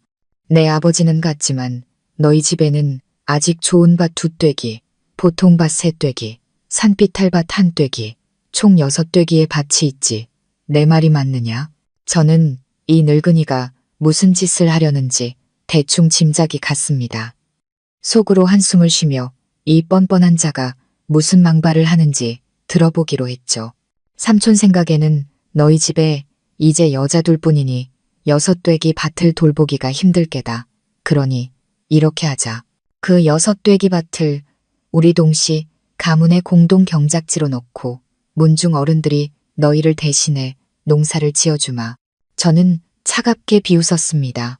그럼 거기서 나는 곡식과 채소는 전부 저희 모녀에게 주시는 겁니까? 그 사내와 뒤에 있던 2 젊은이의 얼굴에 불만이 가득했습니다. 조카딸, 그렇게 말하면 안 되지. 우리 문중 사람들이 밭을 갈아주는데 수고비는 받아야 하지 않겠느냐. 중년 사내는 속으로 비웃었습니다. 어린 계집애가 기껏해야 푼돈이나 되는 혼수 자금에나 논이 멀었겠지. 하지만 조카 딸 걱정 마라. 네가 내년에 시집갈 나이가 되면 우리가 심리 안팎에서 가장 좋은 신랑감을 찾아주마. 두둑한 혼수도 챙겨주고. 저는 중년 사내의 더이한 얼굴을 쳐다보며 한자 한자 힘주어 말했습니다. 싫습니다. 그 사내의 얼굴에서 미소가 순식간에 사라졌습니다. 저는 벌떡 일어나 그의 코앞을 손가락으로 가리키며 소리쳤습니다. 아직 아버지 시신도 식지 않았는데 찾아와서 고아와 과부의 재산을 속여 빼앗으려 하다니. 이것은 어질지 못한 짓입니다. 불은, 저는 이미 17살이 넘었는데 저를 아직 시집갈 나이가 안 되었다고 하시는군요. 평소 저희 집과 교류가 없었다는 증거입니다. 족보 하나 들고 와서 우리 집 재산을 가로채려 하다니 이것은 의롭지 못한 짓입니다. 부이, 이 어질지도 의롭지도 못한 자가 무슨 낯으로 제게 삼촌 행세를 하십니까? 몇몇 사람들의 얼굴이 불그락푸르락해졌습니다. 한 젊은 남자가 참지 못하고 소리쳤죠. 내 어미는 동씨 집안 며느리다. 남편이 죽었으니 조만간 제가 할 것이고 너 또한 동씨 집안 딸이니 나이가 차면 시집을 가겠지. 이 밭을 우리가 갖지 않으면 너희 같은 쓸모없는 것들이 동씨 가문의 밭을 다른 놈에게 넘기는 꼴을 가만히 보고만 있으라는 말이냐. 저는 더 말하지 않고 허리춤에 칼을 뽑아 눈앞의 상에 3개 내리 꽂았습니다. 우리 집안이 무슨 일로 먹고 사는지 잊었느냐. 말이 끝나자마자 영안실 안으로 바람이 불어와 아버지의 관 앞에 있던 지폐를 휘감아 돌았습니다. 세 사람은 그 광경을 보고 얼굴이 하얗게 질렸습니다. 저는 곧장 아버지의 위패를 집어들었습니다. 오늘 우리 집 밭을 강탈하려 한다면 내일은 내가 너를 우리 아버지 저승길 길동무로 만들어주마. 내일 우리 집에 해코지를 하려 한다면 모레는 내가 너희 집안의 대를 끊어놓겠다. 나는 고아의 과부의 딸, 잃을 것이 없어 너희와 끝까지 싸울 배짱이 있다. 그런데 삼촌, 당신은 이 맨발의 나를 건드릴 배짱이 있으신가? 그 사내도 일어나 희죽거리며 웃었습니다. 조카 딸, 큰 소리 치지 마라. 너 같은 어린 계집애가 무슨 수로 큰일을 벌이겠느냐. 삼촌이 충고하는데 좋게 말할 때 들어라. 그가 말하는 동안 두 젊은 남자는 어느새 문가로 가서 문을 닫아버렸습니다. 밖에 있던 사람들도 안에 소란을 들었는지 憤憤히 일어나 문을 더욱 단단히 막아섰습니다. 저는 긴장하며 칼을 집어들고 이 위기를 벗어날 방법을 빠르게 생각했습니다. 진초이를 미리 부엌으로 피신시킨 것이 천만다행이었습니다. 그런데 바로 그때 문 밖에서 소란이 일었습니다. 한 여자의 목소리가 크게 외쳤죠. 이장님이 오셨다. 이장님이 오셨어. 목소리가 귀에 익었습니다. 설마 진초이가 밖으로 나간 걸까요? 그 가녀린 아이가 어떻게 빠져나갔을까요? 저는 더 생각할 겨를도 없이 아버지의 관 위로 올라갔습니다. 아버지, 불효녀를 용서하세요. 잠시 밟고 올라서겠습니다. 사람들 사이의 틈으로 과연 분홍색 옷을 입은 모습이 보였습니다. 울면서 뛰어들어오는 진초희. 그녀의 코와 눈가는 더욱 빨개져 있었고 옷도 엉망이었습니다. 어디서 그런 힘이 났는지 숨을 헐떡이며 문 앞을 막아선 사람들을 해치고 들어와 선두에 섰던 중년 사내에게 몸을 던졌습니다. 우리 언니 괴롭히지 마. 사내가 미처 대비하지 못했는지 진초이의 돌진에 뒤로 낮아빠졌습니다. 저는 머리와 옷을 헝클어뜨리고 아버지의 위패를 든 채 관에서 뛰어내렸습니다. 중년 사내가 막 일어나려는데 제가 다시 그 위로 덮쳤습니다. 저는 목청껏 소리치며 울기 시작했습니다. 아버지, 이 불효녀를 용서하세요. 아버지가 돌아가신 지 얼마 되지도 않았는데 이런 억울한 일을 당합니다. 아버지, 눈을 뜨고 보세요. 이 방 안에 얼마나 많은 늑대 같은 놈들이 있는지. 저는 울면서 혼란스러운 틈을 타 사내의 뺨을 몇 대 후려쳤습니다. 진초희는 그의 다리 위에 주저앉아 얼굴을 가리고 엉엉 울었죠. 그녀가 너무 세게 부딪힌 탓에 머리가 헝클어지고 유일하게 꽂고 있던 비녀도 땅에 떨어졌습니다. 두 젊은 남자가 보다 못해 저와 진초이를 떼어내려 했습니다. 저는 다가오는 사람을 닥치는 대로 물고 핥히었습니다. 진초이는 울면서 소리쳤죠. 뭐 하는 거예요? 뭐 하는 거냐고요? 그때 마침내 문 밖에서 여러 사람의 급한 발걸음 소리가 들렸습니다. 약간 위험 있는 남자의 목소리가 녹이 띈 채 외쳤죠. 모두 멈춰라. 저는 진초이를 끌어당겨 둘이 함께 위패를 끌어안고 아버지의 관 앞에 엎드려 서럽게 울기 시작했습니다. 중년 사내는 두 젊은 남자의 부축을 받아 겨우 일어났지만 곧이어 분노하며 들어온 이장에게 뺨을 2대 맞았습니다. 동서방네 셋째, 또 무슨 소란이냐. 이런 행패가 소란으로 치부되는 것을 보니 저는 속으로 혀를 찼습니다. 이장도 동시 집안 사람이니 편을 드는 것이 당연하겠죠. 하지만 이 또한 제게는 기회였습니다. 저는 위패를 진초이의 품에 안겨주고 황급히 일어나 이장의 다리를 붙잡았습니다. 이장 아저씨, 저희 자매를 위해 억울함을 풀어주세요. 저는 눈물을 훔치며 동시 셋째의 만행을 그대로 고했습니다. 진초이의 처량한 울음소리가 더해지니 오할의 억울함도 칠할처럼 보였습니다. 이장은 제 하소연을 듣고 먼저 중년 사내의 다리를 걷어찼습니다. 네가 한 짓을 보아라. 그 사내는 뺨을 맞고 발길질을 당하면서도 감히 아무 소리도 내지 못했습니다. 이장은 마치 제게 보여주려는 듯 두 젊은 남자에게 다가가 각각 뺨을 한 대씩 때렸습니다. 내 아비가 망령이 들었으면 너희라도 말렸어야지. 어서 내 아비를 끌고 집으로 가지 않고 두 사람도 찍소리 못하고 급히 사내를 부축하여 떠났습니다. 밖에 있던 사람들도 모두 흩어졌죠. 이장이 제게 예를 갖추며 말했습니다. 조카딸, 내가 대신 사과하마. 저는 막당해서 일어난 진초이를 부축하고는 이장을 막아섰습니다. 이장 아저씨, 이게 무슨 말씀이세요? 저를 부끄럽게 하시는 겁니다. 이장은 그제야 일어나 잊지도 않은 이마의 땀을 훔쳤습니다. 네, 삼촌이라는 사람이 평생을 저렇게 얼빠져 살았다. 너그러이 이해하거라. 저는 진초이에게 차를 한 잔 내오라고 하고 이장 아저씨를 앉혔습니다. 그리고 말했죠. 사실 삼촌 말씀도 맞습니다. 저희 같은 약한 여자들끼리는 가산을 지키기 어렵지요. 차를 마시던 이장의 손이 멈칫했습니다. 조카딸, 그게 무슨 말이냐? 저는 진초이를 데리고 이장 맞은편에 앉아 입을 열었습니다. 이장 아저씨도 보셨다시피 저희 어머니는 외가에 가신 뒤 아직 돌아오지 않으셨습니다. 오늘 아침에는 먼 친척 동생까지 저를 찾아왔고요. 저는 진초이의 헝클어진 머리카락을 정리해 주었습니다. 아저씨, 제 동생 꼴을 보세요. 이렇게 연약하답니다. 저희 자매는 아버지 장례를 치르고 나면 외가로 들어갈 생각입니다. 마침 저희 집 밭을 맡길 사람이 없어 걱정이었는데 삼촌이 이런 소동을 피우셨네요. 진초이는 타이밍 좋게 제 어깨에 기댔습니다. 빨갛게 부은 눈가에 눈물 한 방울이 금방이라도 떨어질 듯 매달려 있었죠. 이장이 찻잔을 내려놓았습니다. 그의 얼굴에 간절함이 비쳤죠. 조카딸, 그래서 이 일을 어찌하고 싶으냐? 저는 진초이의 눈물을 닦아주는 척하며 처량하게 말했습니다. 당연히 우리 동씨 집안 사람에게 맡기는 것이 가장 좋겠지요. 그런데 하필 삼촌이 이런 소란을 피우셔서 이장이 손을 내저었습니다. 조카딸, 걱정 마라. 내 삼촌은 얼간이다. 술만 들어가면 앞뒤 분간을 못하지. 이렇게 하자.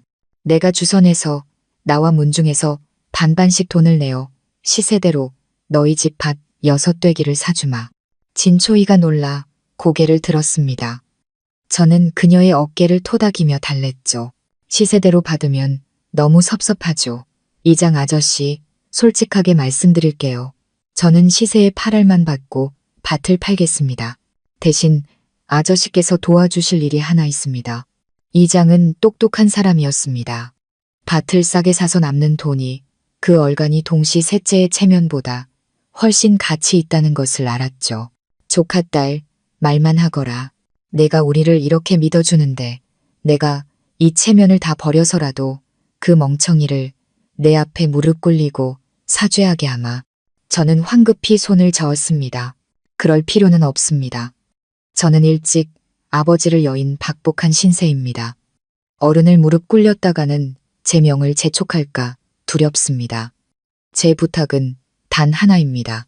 저희 자매가 떠날 수 있도록 길을 열어주시고 저희 집에는 장정이 없으니 문중의 젊은이 몇몇을 보내 저희 아버지의 상여를 메고 묘지까지 온구해 주십시오. 이장이 손뼉을 쳤습니다. 그거야 간단하지. 조카딸이 말하지 않았어도 내가 동서방을 성대하게 장사 지내주려 했다. 이장은 서둘러 일어나려 했습니다. 조카딸, 걱정 마라. 내일 내가 이 일을 확실하게 처리해주마. 내 아버지가 편히 잠드시면 우리 사이의 일도 깔끔하게 끝나는 것이다. 저는 바구니에 말린 고기 2점과 계란 10개를 담아 서둘러 이장을 문 밖까지 배웅했습니다. 조카딸의 작은 성의입니다. 받으세요. 허이. 이장이 멀어지는 것을 보고 나서야 저는 안도의 한숨을 쉬었습니다. 집안의 진초이는 잿빛이 된 얼굴로 제가 마당에 들어서자 부은 눈으로 다가왔습니다. 보리 언니, 정말 그렇게 손해를 볼 거야? 이게 왜 손해보는 거야? 저는 진초이의 작은 얼굴을 쓰다듬었습니다. 너는 먼저 아버지께 종이돈이나 더 태워드려. 나는 부엌에 가서 계란 삶아줄게. 눈 부은 것 좀 봐.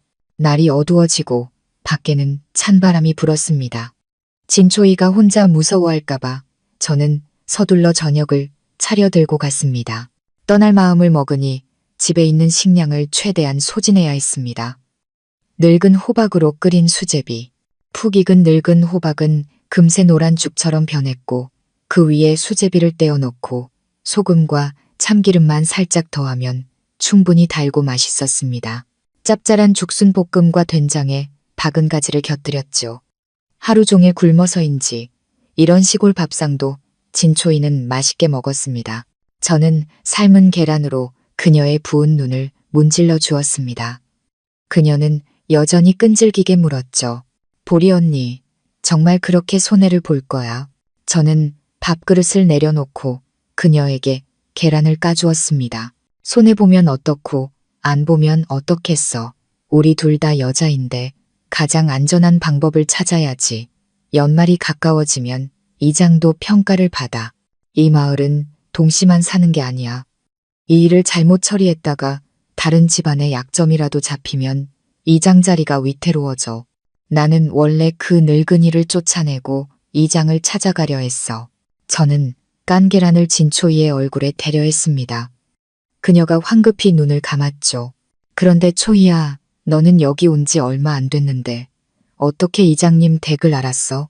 진초이의 목소리가 떨렸습니다. 어두운 촛불 아래 그녀의 표정을 분간하기 어려웠습니다. 부엌에 숨어서 언니들 목소리를 듣는데 너무 무서워서 뒷담을 넘어 도망쳤어요. 길 가는 사람들에게 물어물어 겨우 이장님 댁을 찾았어요. 저는 조용히 계란을 그녀의 얼굴에 대고 문질렀습니다. 네가 직접 문질러.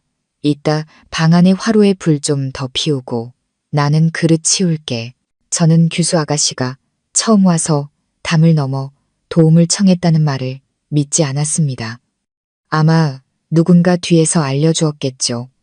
저는 그릇을 들고 창가에 숨어 엿들었습니다. 과연 진초이가 중얼거리는 소리가 들렸습니다.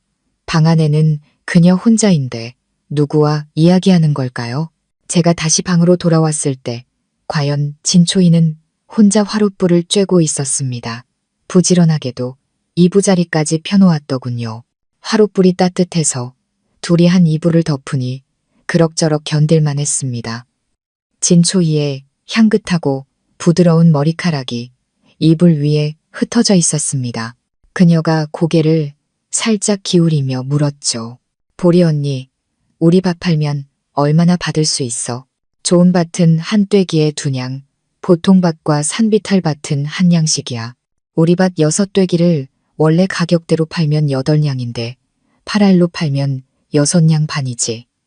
내 돈 10냥이랑 그 할멈이 준 100냥까지 합하면 총 116냥 반이야. 진초이가 중얼거렸습니다. 왜 이렇게 적어? 이게 왜 적어? 20냥이면 농가 한 가구가 1년 내내 편안하게 살 수 있는 돈이야. 어차피 우리는 떠날 거잖아. 이 돈이면 성 안에 집을 사고도 남아. 진초이가 갑자기 몸을 돌렸습니다. 어둠 속에서 그녀의 큰 눈이 반짝였습니다. 보리 언니, 경성에 가볼 생각 없어? 그녀의 말이 채 끝나기도 전에 창밖에서 무언가 부딪히는 소리가 들렸습니다. 저는 진초이에게 조용히 하라고 눈짓하고 옷을 걸치고 조용히 문 밖으로 나갔습니다. 거기 누구냐? 제가 문을 확 열었지만 저를 반긴 것은 담벼락에서 떨어져 나온 헐거운 벽돌뿐이었습니다. 보리 언니, 누구야? 저는 이불 속으로 파고들며 진초이에게 고개를 저었습니다. 모르겠어. 이렇게 추운데 들고양이는 아닐 테고 아마 바람 때문이겠지. 경성에 가자는 이야기는 그렇게 흐지부지 되었습니다. 다음 날 이장은 과연 건장한 젊은이들을 데리고 왔습니다.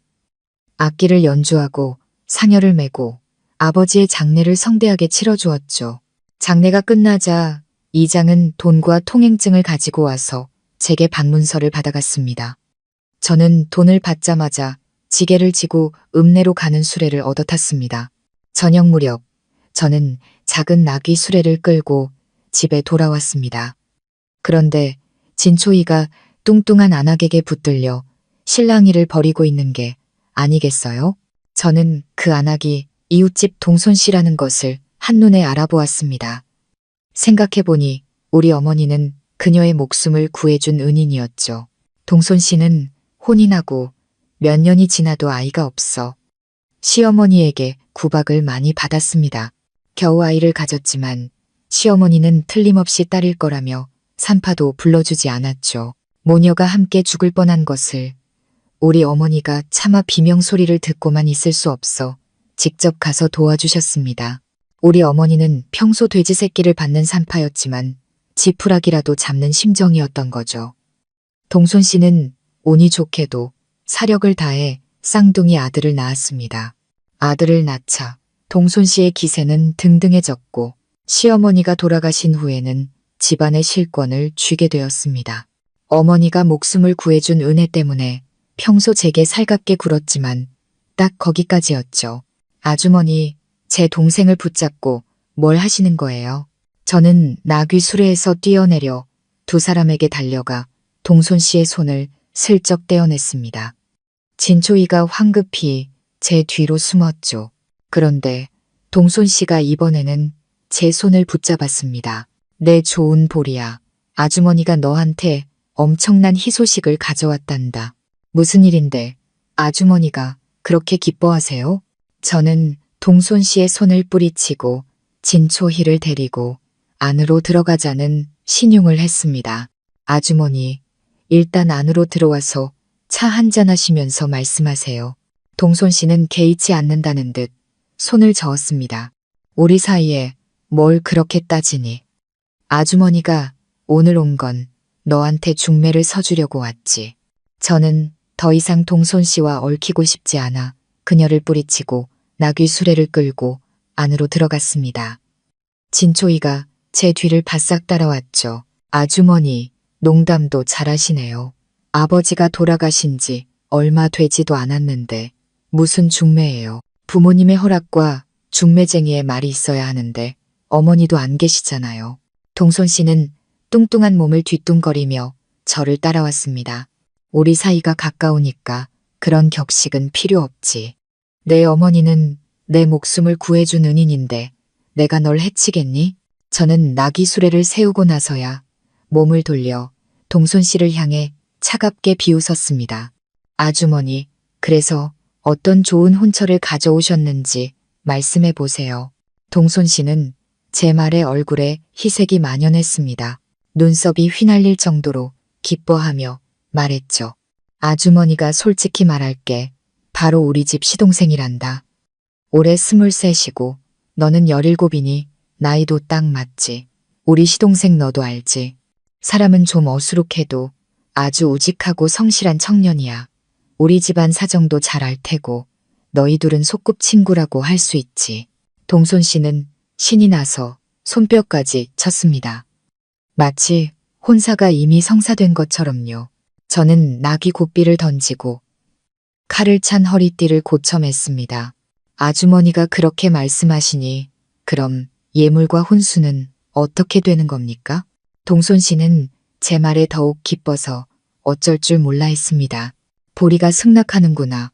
내가 너는 똑똑한 아이인 줄 알았다. 예물은 이렇게 생각하고 있어. 우리 시어머니의 낡은 땅을 팔아서 분양을 마련했으니 그걸로 하자. 시동생은 우리랑 아직 분가 안 했어. 너희 둘 다 아직 젊으니 분가는 서두를 필요 없지. 혼이 나면 우리 집 담을 허물고 큰 마당을 만들어 같이 살자. 혼수는 보린이가 막 상을 치러서 준비할 사람이 없으니 밥 한 돈으로 대신하자. 동손 씨는 말하며 눈을 굴려 진초희를 쳐다보았습니다. 보린의 동생도 참 예쁘구나. 마침 우리 큰아들도 아직 장가를 안 갔는데 너희 자매가 같이 시집와서 겹경사를 치르는 건 어떠니? 친한 사이에 더 친해지는 거지. 아주머니, 참으로 좋은 계산을 하셨네요. 저는 손을 뻗어 동손 씨를 붙잡고 문 앞으로 끌고 갔습니다. 아주머니의 좋은 뜻은 잘 알겠습니다. 아주머니는 집에 가서 푹 쉬세요. 잠이 부족하면 대낮에도 헛소리를 하게 된답니다. 동손 씨는 제 말에 발을 동동 구르며 제 코를 손가락으로 가리켰습니다. 이 어린 것이 말을 함부로 하는구나. 내가 좋은 마음으로 너 같은 고아에게 중매를 서줬더니 도리어 나를 욕해? 좋은 마음이요. 저는 참지 못하고 비웃었습니다. 아주머니 시동생이 천치 바보에 돼지처럼 먹기만 하는 걸 누가 모릅니까?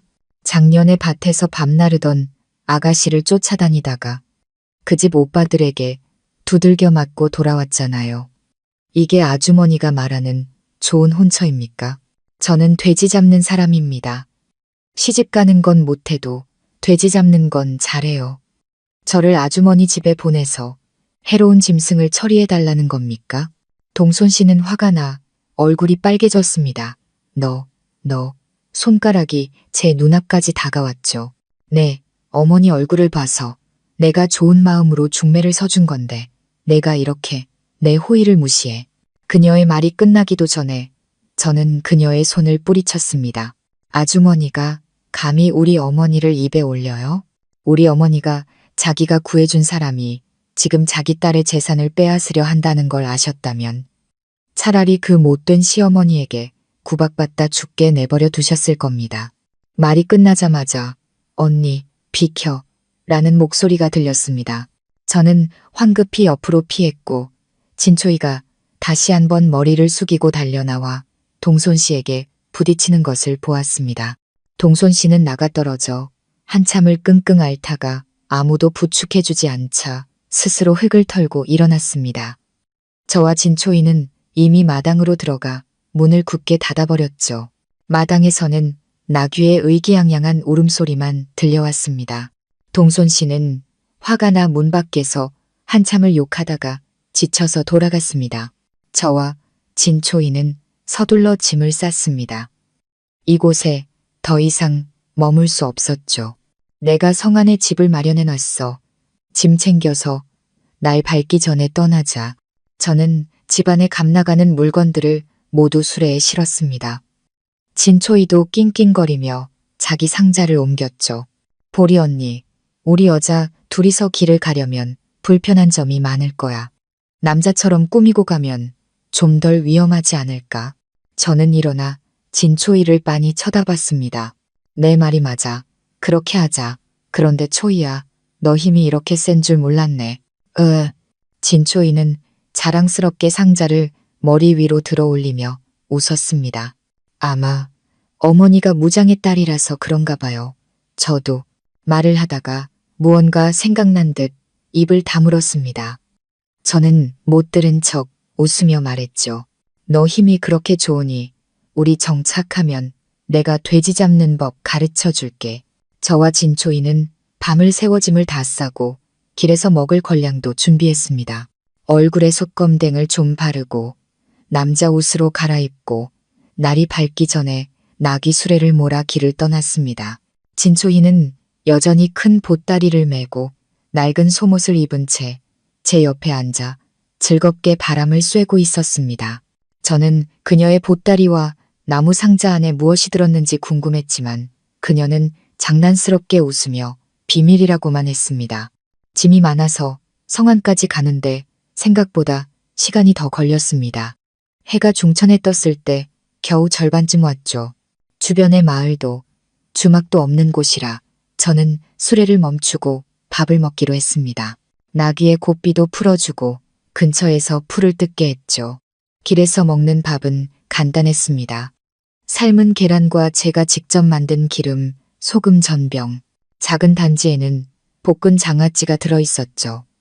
물통에 물과 함께 간단히 배를 채웠습니다. 전병이 좀 딱딱했는지 진초이는 아주 천천히 조금씩 먹었습니다. 어딘가 마음이 딴 데가 있는 것 같았죠. 저는 금방 배를 채우고 햇볕을 쬐는 나귀를 보고 있었는데 진초이가 벌떡 일어났습니다. 거기 누구냐? 썩 나와라. 길가의 숲에서 두 남자가 느긋하게 걸어 나왔습니다. 아가씨, 눈치가 제법이네. 우리 형제가 이렇게 오래 따라왔는데 들킬 줄이야. 저는 황급히 나귀를 일으켜 진초이 앞으로 다가갔습니다. 동손 씨의 두 아들이었습니다. 아마 어머니의 복수를 하러 온 것이겠죠. 동씨 집안 큰아들이 웃으며 이를 쑤셨습니다. 보리 동생, 말이 나왔으니 말인데 어제 너희 자매가 우리 어머니께 그 큰 망신을 줬으니 아들인 내가 체면을 찾아드려야 하지 않겠어? 둘째는 형처럼 꾸미는 것조차 귀찮다는 듯 형의 팔꿈치를 쿡쿡 찔렀습니다. 형님, 저 계집애들한테 뭘 그렇게 길게 설명해. 계집애 둘이서 뭘 어쩌겠어. 정조를 잃으면 알아서 혼수 챙겨서 시집 오겠지. 둘째는 뒤를 향해 소리쳤습니다. 삼촌, 빨리 안 오고 뭐해. 와서 저 둘 좀 잡아. 우리 일이 끝나면 삼촌한테도 좋은 일이 있을 거야.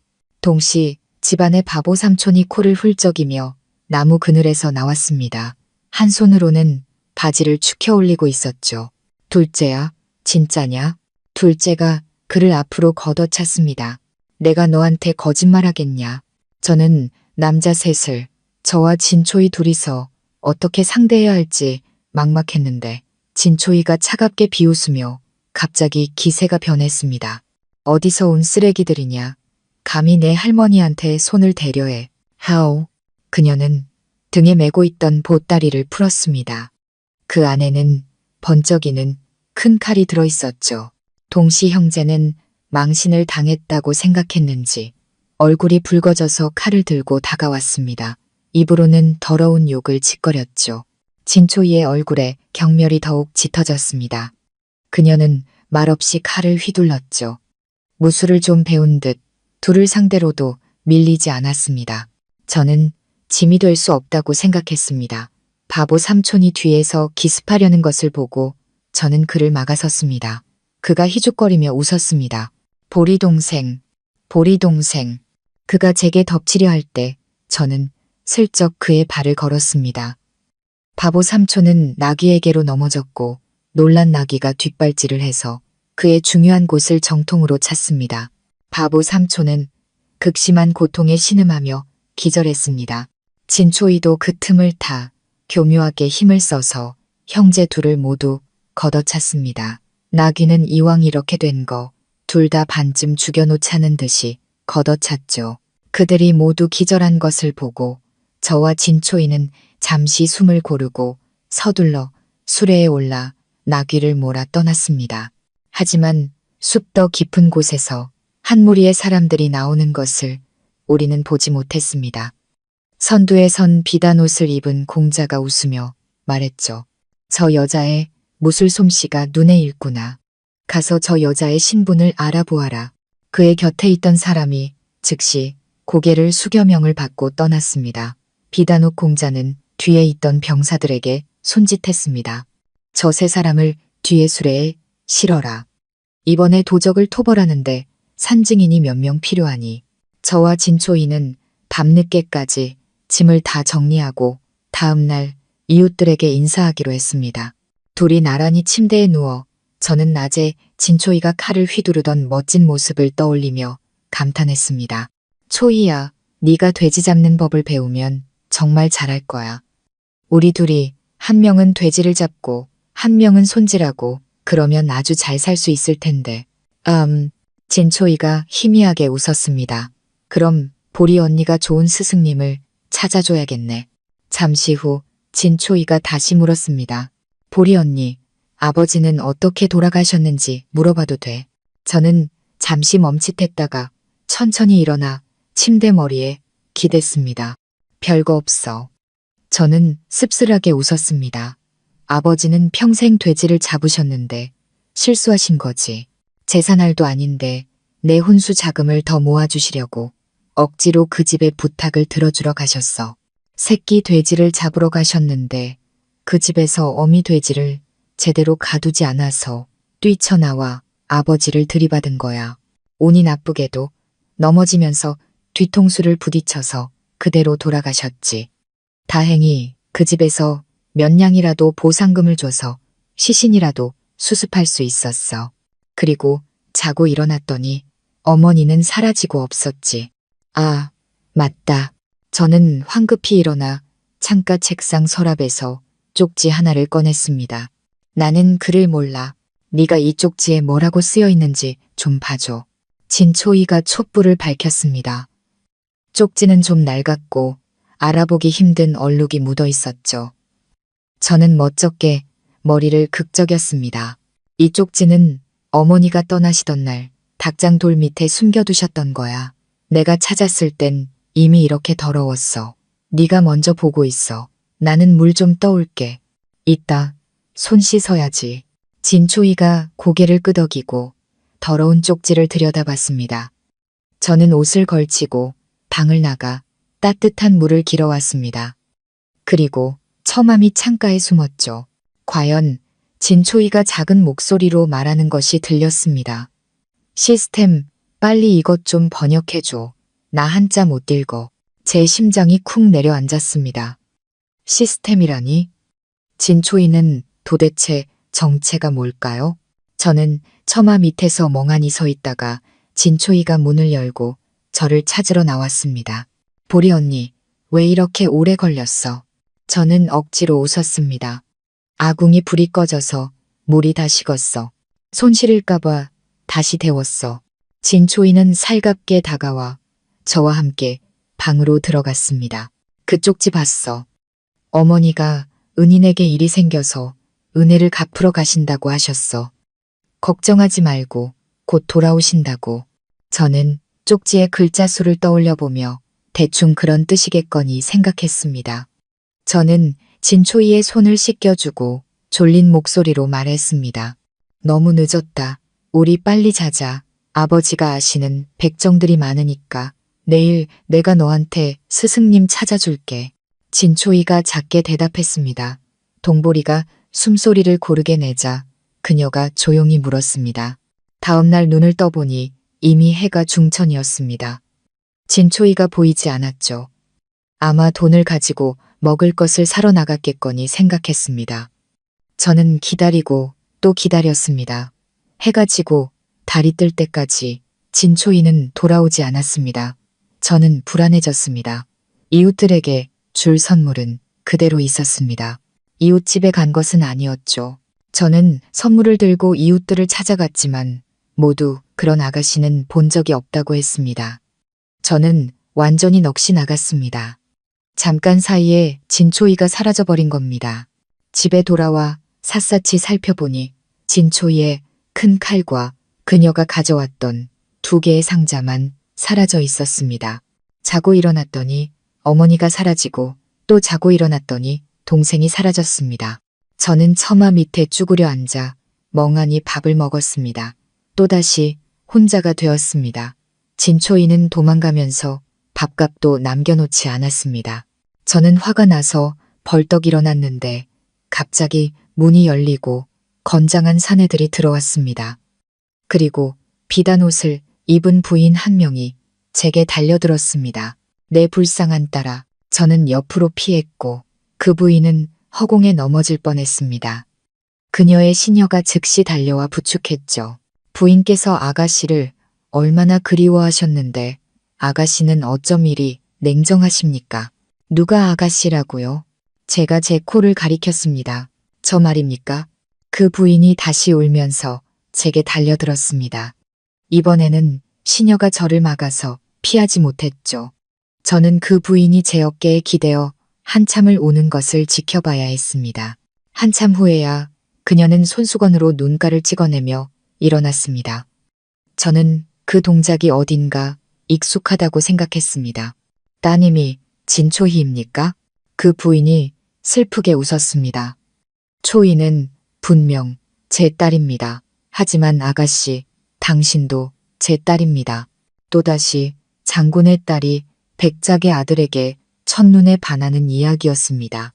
송은영은 기쁜 마음으로 당시 세자였던 정창백에게 시집왔고 또 기쁜 마음으로 쌍둥이를 임신했습니다. 그녀는 소설 속 가장 행복한 삶이 바로 이런 것이라고 순진하게 믿었습니다. 남편이 점점 바빠지고 시어머니의 구박이 심해져도 송은영은 기꺼이 감수했습니다.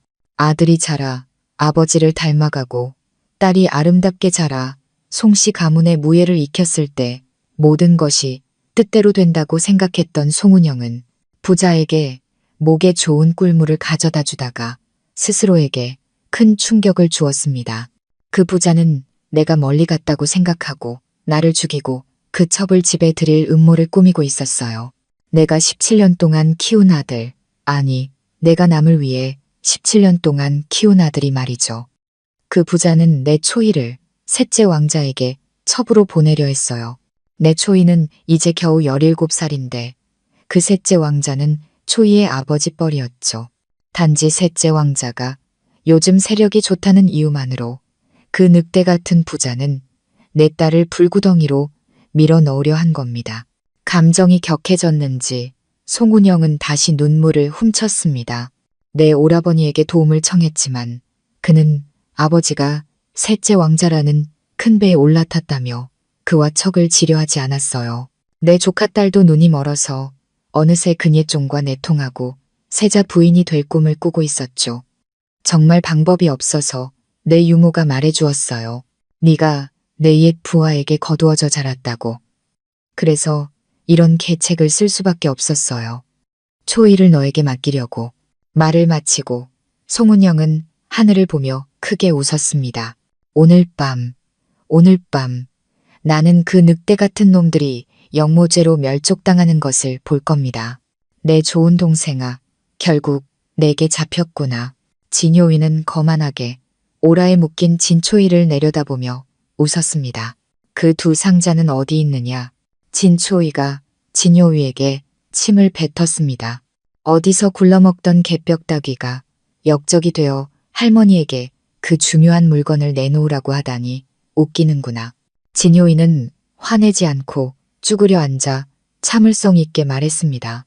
동생아, 소용없다. 내 어머니는 병이 깊어 이미 집을 나갔다. 쫓겨난 아내가 아마 어느 구석에서 죽었을지도 모르지. 동생아, 아직도 내 어머니가 너를 구해주러 올 거라고 생각하느냐? 진초이는 화가 나 고개를 돌렸습니다. 진효이가 그녀를 따라 고개를 돌렸죠. 동생아, 화내지 말고 얌전히 물건을 내놓아라. 나와 함께 돌아가면 왕자의 첩이라도 될 수 있다. 말을 듣지 않으면 이름도 없는 시첩이 될 뿐이다. 말이 끝나자마자 방문과 창문 밖이 환하게 밝아졌습니다. 진효이는 더위 만만했습니다. 동생아, 보아라. 내 사람들이 왔다. 너는 이제 비천한 시첩이 될 수밖에 없겠구나. 진초이는 그 말을 듣고 고개를 들어 진효이를 향해 의미심장하게 웃었습니다. 밖에서 병사들이 외쳤습니다. 역적 진효이는 즉시 나와서 목을 내놓아라. 저는 송은영의 긴 회상을 듣고 약간 짜증스럽게 말했습니다. 부인, 그래서 진초이가 지금 어디 있는지 아십니까? 송은영이 잠시 멈칫했다가 웃으며 말했습니다.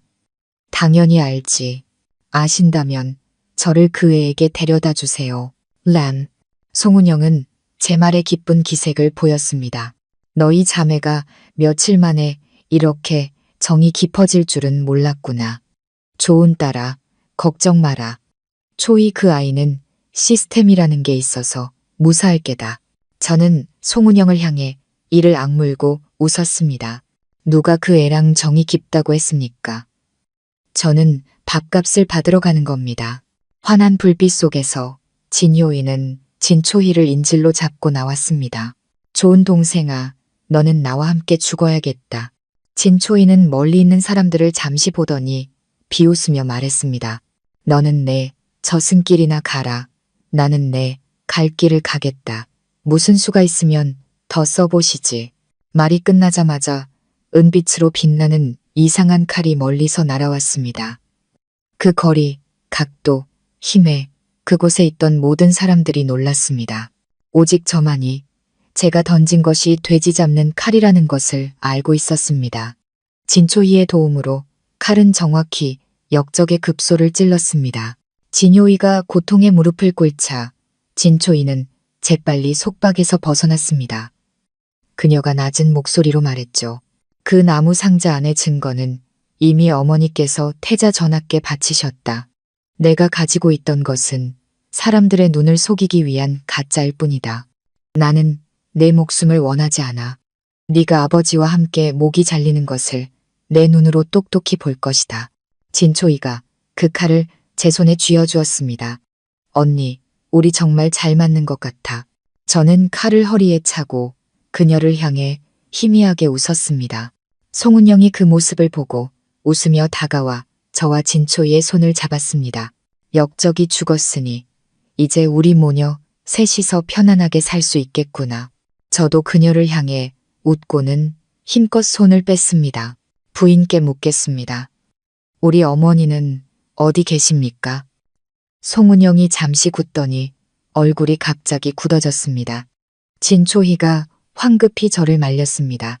내 어머니가 어디 있어? 언니, 우리 어머니는 바로 여기 계시잖아. 저는 진초희를 밀치고 송은영의 잘 관리된 얼굴을 똑바로 쳐다봤습니다. 저는 부인께 묻습니다. 우리 어머니는 어디 계십니까? 송은영이 입술을 몇 번 달싹이다가 말했습니다. 내 아버지가 내게 만성 독약을 먹였을 때 나는 관계를 끊기 위해 스스로 집을 나갔어. 그런데도 그는 포기하지 않고 맹독을 써서 나를 완전히 없애려 했지. 나는 가사 상태에 빠지는 약을 준비해뒀는데 내 어머니가, 초이가. 저는 황급히 다가가 송은영의 손목을 잡았습니다. 우리 어머니가 어떻게 됐습니까? 송은영이 고개를 숙였습니다. 초이가 가사 상태에 빠지는 약이 몸에 해롭다고 내가 먹는 것을 원치 않았어. 어차피 우리 둘의 용모가 비슷하니 자기가 대신 약을 먹어도 속일 수 있을 거라고 했지. 그런데 그 아이가 그 맹독을 잘못 마셨어. 저는 갑자기 땅에 주저앉았습니다. 차가운 눈물이 뺨을 타고 흘러내리는 것이 느껴졌습니다. 진초이가 저를 부축하려 했지만 저는 밀어냈습니다. 송은영이 저를 안으려 했지만 저도 밀어냈습니다. 저는 제 목소리가 쉬어있는 것을 들었습니다. 부인께 묻겠습니다. 우리 어머니를 잘 장사 지내주셨습니까? 송은영이 황급히 고개를 끄덕였습니다. 물론이다. 그렇다면 저는 이제 미련이 없습니다. 저는 비틀거리며 일어섰습니다. 저는 이제 가야겠습니다. 진초이가 몇 걸음 쫓아왔습니다.